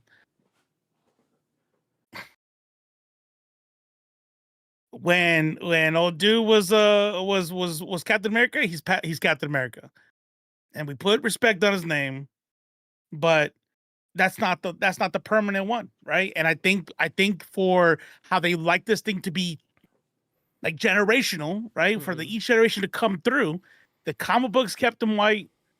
They're gonna want to keep the dude white. He's just one of the key components, Just like when they do bring Miles Morales on, I don't see Peter Parker going anywhere. No. Because they're gonna make him a duo. They're gonna have like the whole Spider Clan thing going. I that's my opinion. I just think, look, everybody knows about the South Park episode that happened with regard to making fun of Trump and how hard they went in. You mentioned it earlier. The reason why that happened, for those who don't know, was those dudes taking a punch at not just Trump, but at Paramount. Yeah, they took a swipe at Paramount because the Trump office, because it was the Federal Trade Commission was stopping somebody from taking a trade, and the FTC says, take Stephen Colbert off. If you want to make this trade happen, then take Stephen Colbert off. And they did it because some dude who owns an island in Hawaii, some fucking mega billionaire, fucking wants more billions. Mm-hmm. And so they fired old dude. I just said his name. What's his name? Was the host that I just said? Oh, to my Stephen Colbert. Stephen Colbert. He lost him. Sorry. Yeah, no, you good. So Stephen Colbert, right? Right. They wait. Everybody knows it's fucked up, right? Stephen Colbert talks shit about Trump. They want him off. They kicked him off just to make this deal go through. The deal goes through. The South Park people sign a $5 billion contract and said, "Fuck you guys," and they dropped that show. I say all that to say that every single big corporation out there, what do they say? They say capitalists love socialism. They just want socialism for corporations. These corporations live off of federal handouts. They survive. They make their billions off the backs of taxpayers. And all Trump has to say, maybe not directly, but through the Federal Trade Commission, through regulation, through allowing certain mergers to happen, is take that fucking pro-trans messaging off, and maybe we can talk about you allowing that merger to happen. Take all that, that pro-gay agenda shit, and maybe we can let that happen. I promise you that it would not be, especially if somebody like Fox News were to pick up the story, above the Trump administration to put pressure on Disney to go, you better not recast Captain America as a black man. I tell you, it is a direct result of the administration we have right now. Oh yeah. Sadly. Yeah. And then this is not a question so much as it is just a statement, but it's a statement that I appreciate. This is Mr. Jay Bracewell says, "Hey, Blerd Without Fear, cheers again on that drawing you posted earlier. I want to read whatever it's for." Well, so funnily enough, there's a thing that I'm working on right now. It's what I've been working on for a while. I've got 2 comics that are in varying stages of I guess prep. I don't have another word for it, but basically it will, I'm hoping, be done at least from, I've really just been kind of dragging my ass because I've been wanting the pencils to be as perfect as perfect as humanly possible, which is not always easy. Not always easy or even fun. But I've been making it work. But the other comic is almost, the lettering is almost done. I think it's a 32 or 36 page some odd comic. We got 23 pages of letters turned in, so it's almost done. One of Earth's mightiest subscribers is doing the lettering for me on this one. Is doing a fantastic job. And is reaffirming to me why letterers are who they are. Not going anywhere. Yeah. Yeah. Letter like when I look at some of the instances of and lettering that he has turned in. Mm-hmm. Yeah, it's been pretty dope shit. It's been pretty dope shit. And all stuff that I was like, man, I would not have thought to do this if I did it myself. I wouldn't have thought to, I wouldn't have thought to maybe bold a letter here versus there, like they are. So it's one of those things that, like, yeah, I'm actually like, I think I even told him this, that, well, yes, I can do lettering myself. I will probably have him do all my lettering, going forward, just because he did a great job. But yes, I'm not gonna let it get in the way. Not gonna let it get in the way of anything. But just know that yeah, I have irons and fire. There's also someone else, and I don't know if it's someone who's in the chat right now. Someone did recently reach out to me about something. It's not that I don't I don't have an answer, is the long and short of it. But there's multiple things. So I'm kind of just trying to figure out what I can put where. So, but anyway, I'm glad you enjoyed the image. I actually have another one I'm probably going to post here for too long. And I guess, you know what, I can show you, I guess I can just real quick, and then we can keep it pushing, because God knows I'm hungry and would also, I'm tired as fuck. Man, I feel you. I feel you on that on so many fucking levels. Let me tell And you. I just found out I have a new video to edit. Oh, yeah, there was that too. Yeah, sorry. Apologies. But yeah, this is one that I didn't share the full image. I shared half of the image when I posted it online the other day. But this is actually one of them. This is a page that I've worked on. I literally spent all day. Oh yeah, that's dope. Yeah, I spent all day on this page, and it's just largely just because I think I shared this half of it. I think I shared like this much of it. But and the reason why there's purple all of a sudden is because I wanted to make a distinction. I didn't do it where like, oh, if I was in Clip Studio, I could remove it. I can turn off this, and you would still see like a fist and legs and shit back here. So like basically this shit's on a separate layer. I just wanted to differentiate it so I wouldn't get confused. Oh, we do have an indie game rec. We'll play real quick too. You're let me kill that. I don't think there's anything else that's. No? I don't think there's anything else that's like immediately leaping out at me that I see in the chat. Oh, No. appreciate it. Appreciate the interactions. Yes, we do. And somebody, Parallax Stella, Oh, over on the hey, Twitch side. Look hey, at that. I didn't Rating see of that. 37. Hey, that's the homie right there. That's the homie right there. What's That's up? that's my home slice, my home skillet. Some of you may, I would hope, I would certainly hope, back when there was like I think 2 or 3 different Dungeons and Dragons sessions that I did.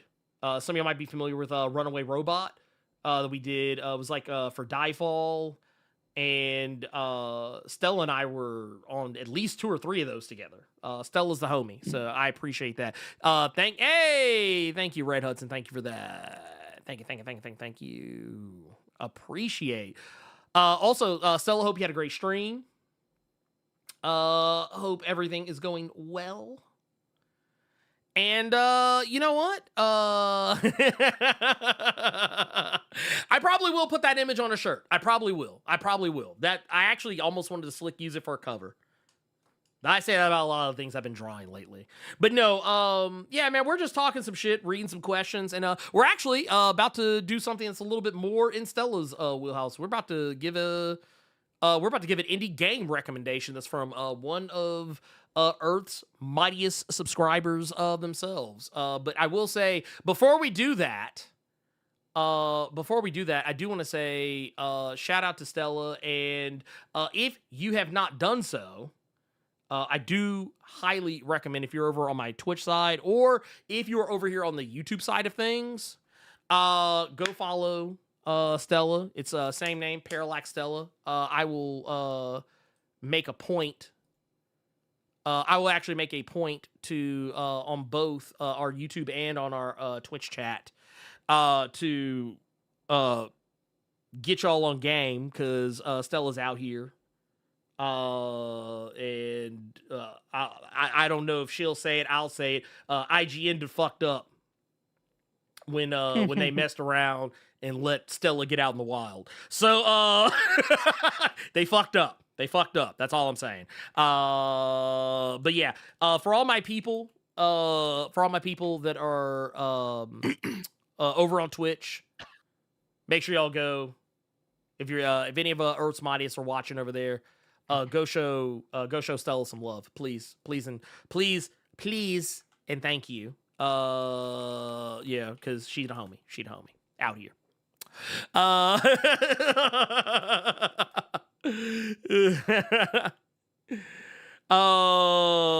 But yes, now that I've said that,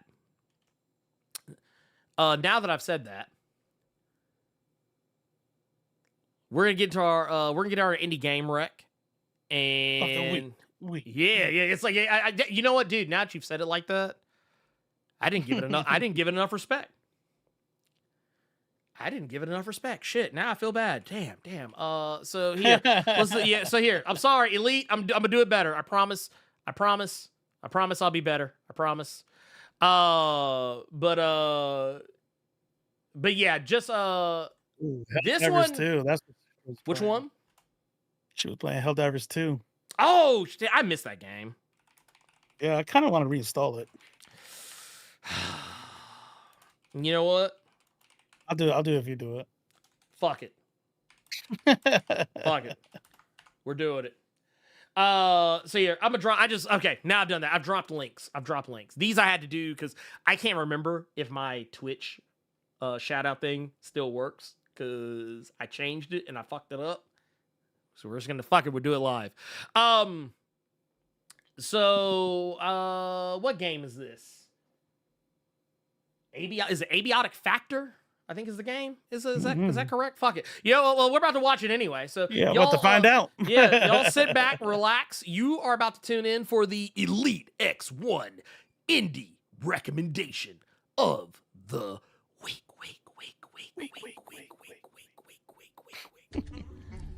What's up, fam? It's the Elite X1 with this week's Nerds of Culture indie game recommendation. Avionic Factor by Deep Field Games is a deep, atmospheric survival horror experience that drops you into the aftermath of a catastrophic containment breach in the underground research facility. Developed with a strong emphasis on tension, teamwork, and resource management, the game blends classic survival mechanics and immersive simulation with the fresh co-op twist the solo players can also fully enjoy. You play as a stranded researcher from a selection of pre-rolled class types, unarmed, unprepared, and very much in over your head. The facility, once a hub for cutting-edge experimentation, now teams with extra-dimensional horrors and rogue technology. Your job isn't to fight your way out in a blaze of glory. It's to stay alive, craft what you need, and outthink a world that no longer plays by the rules of Earth science. The game does not guide you or hold your hand.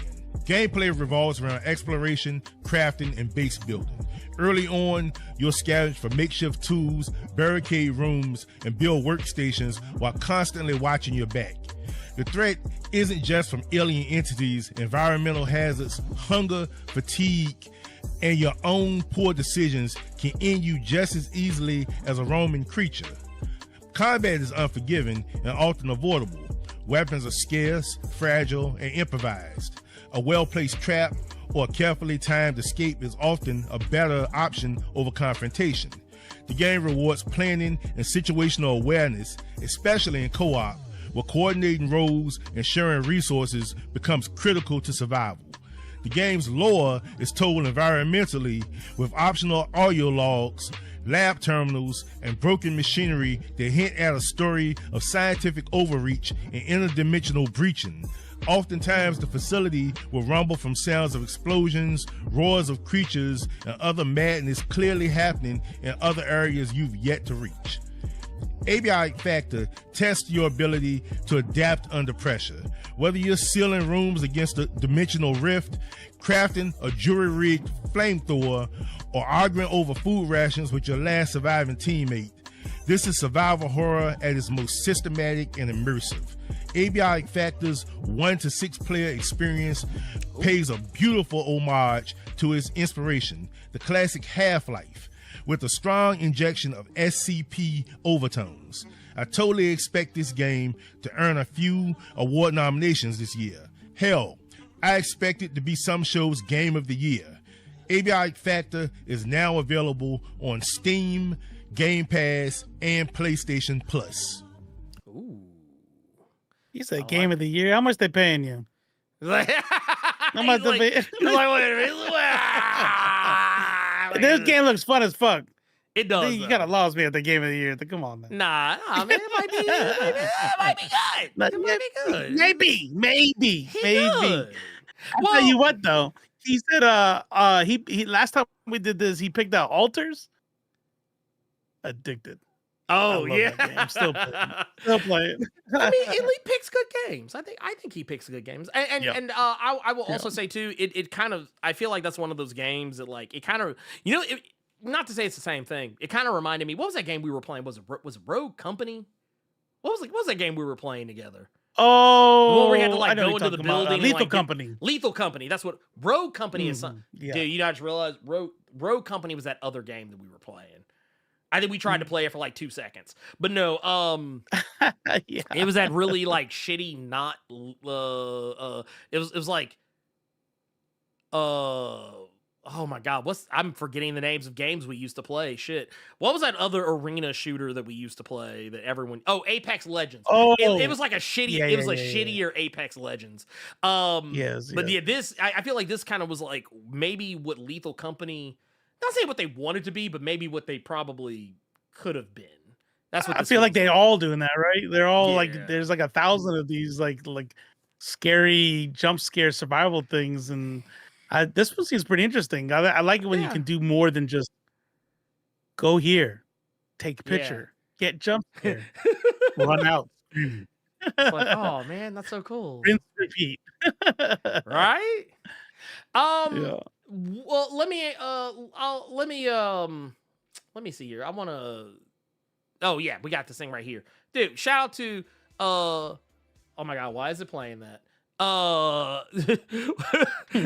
It's like, I forgot I had Twitch still open on one side, like music started playing. I was like, excuse you?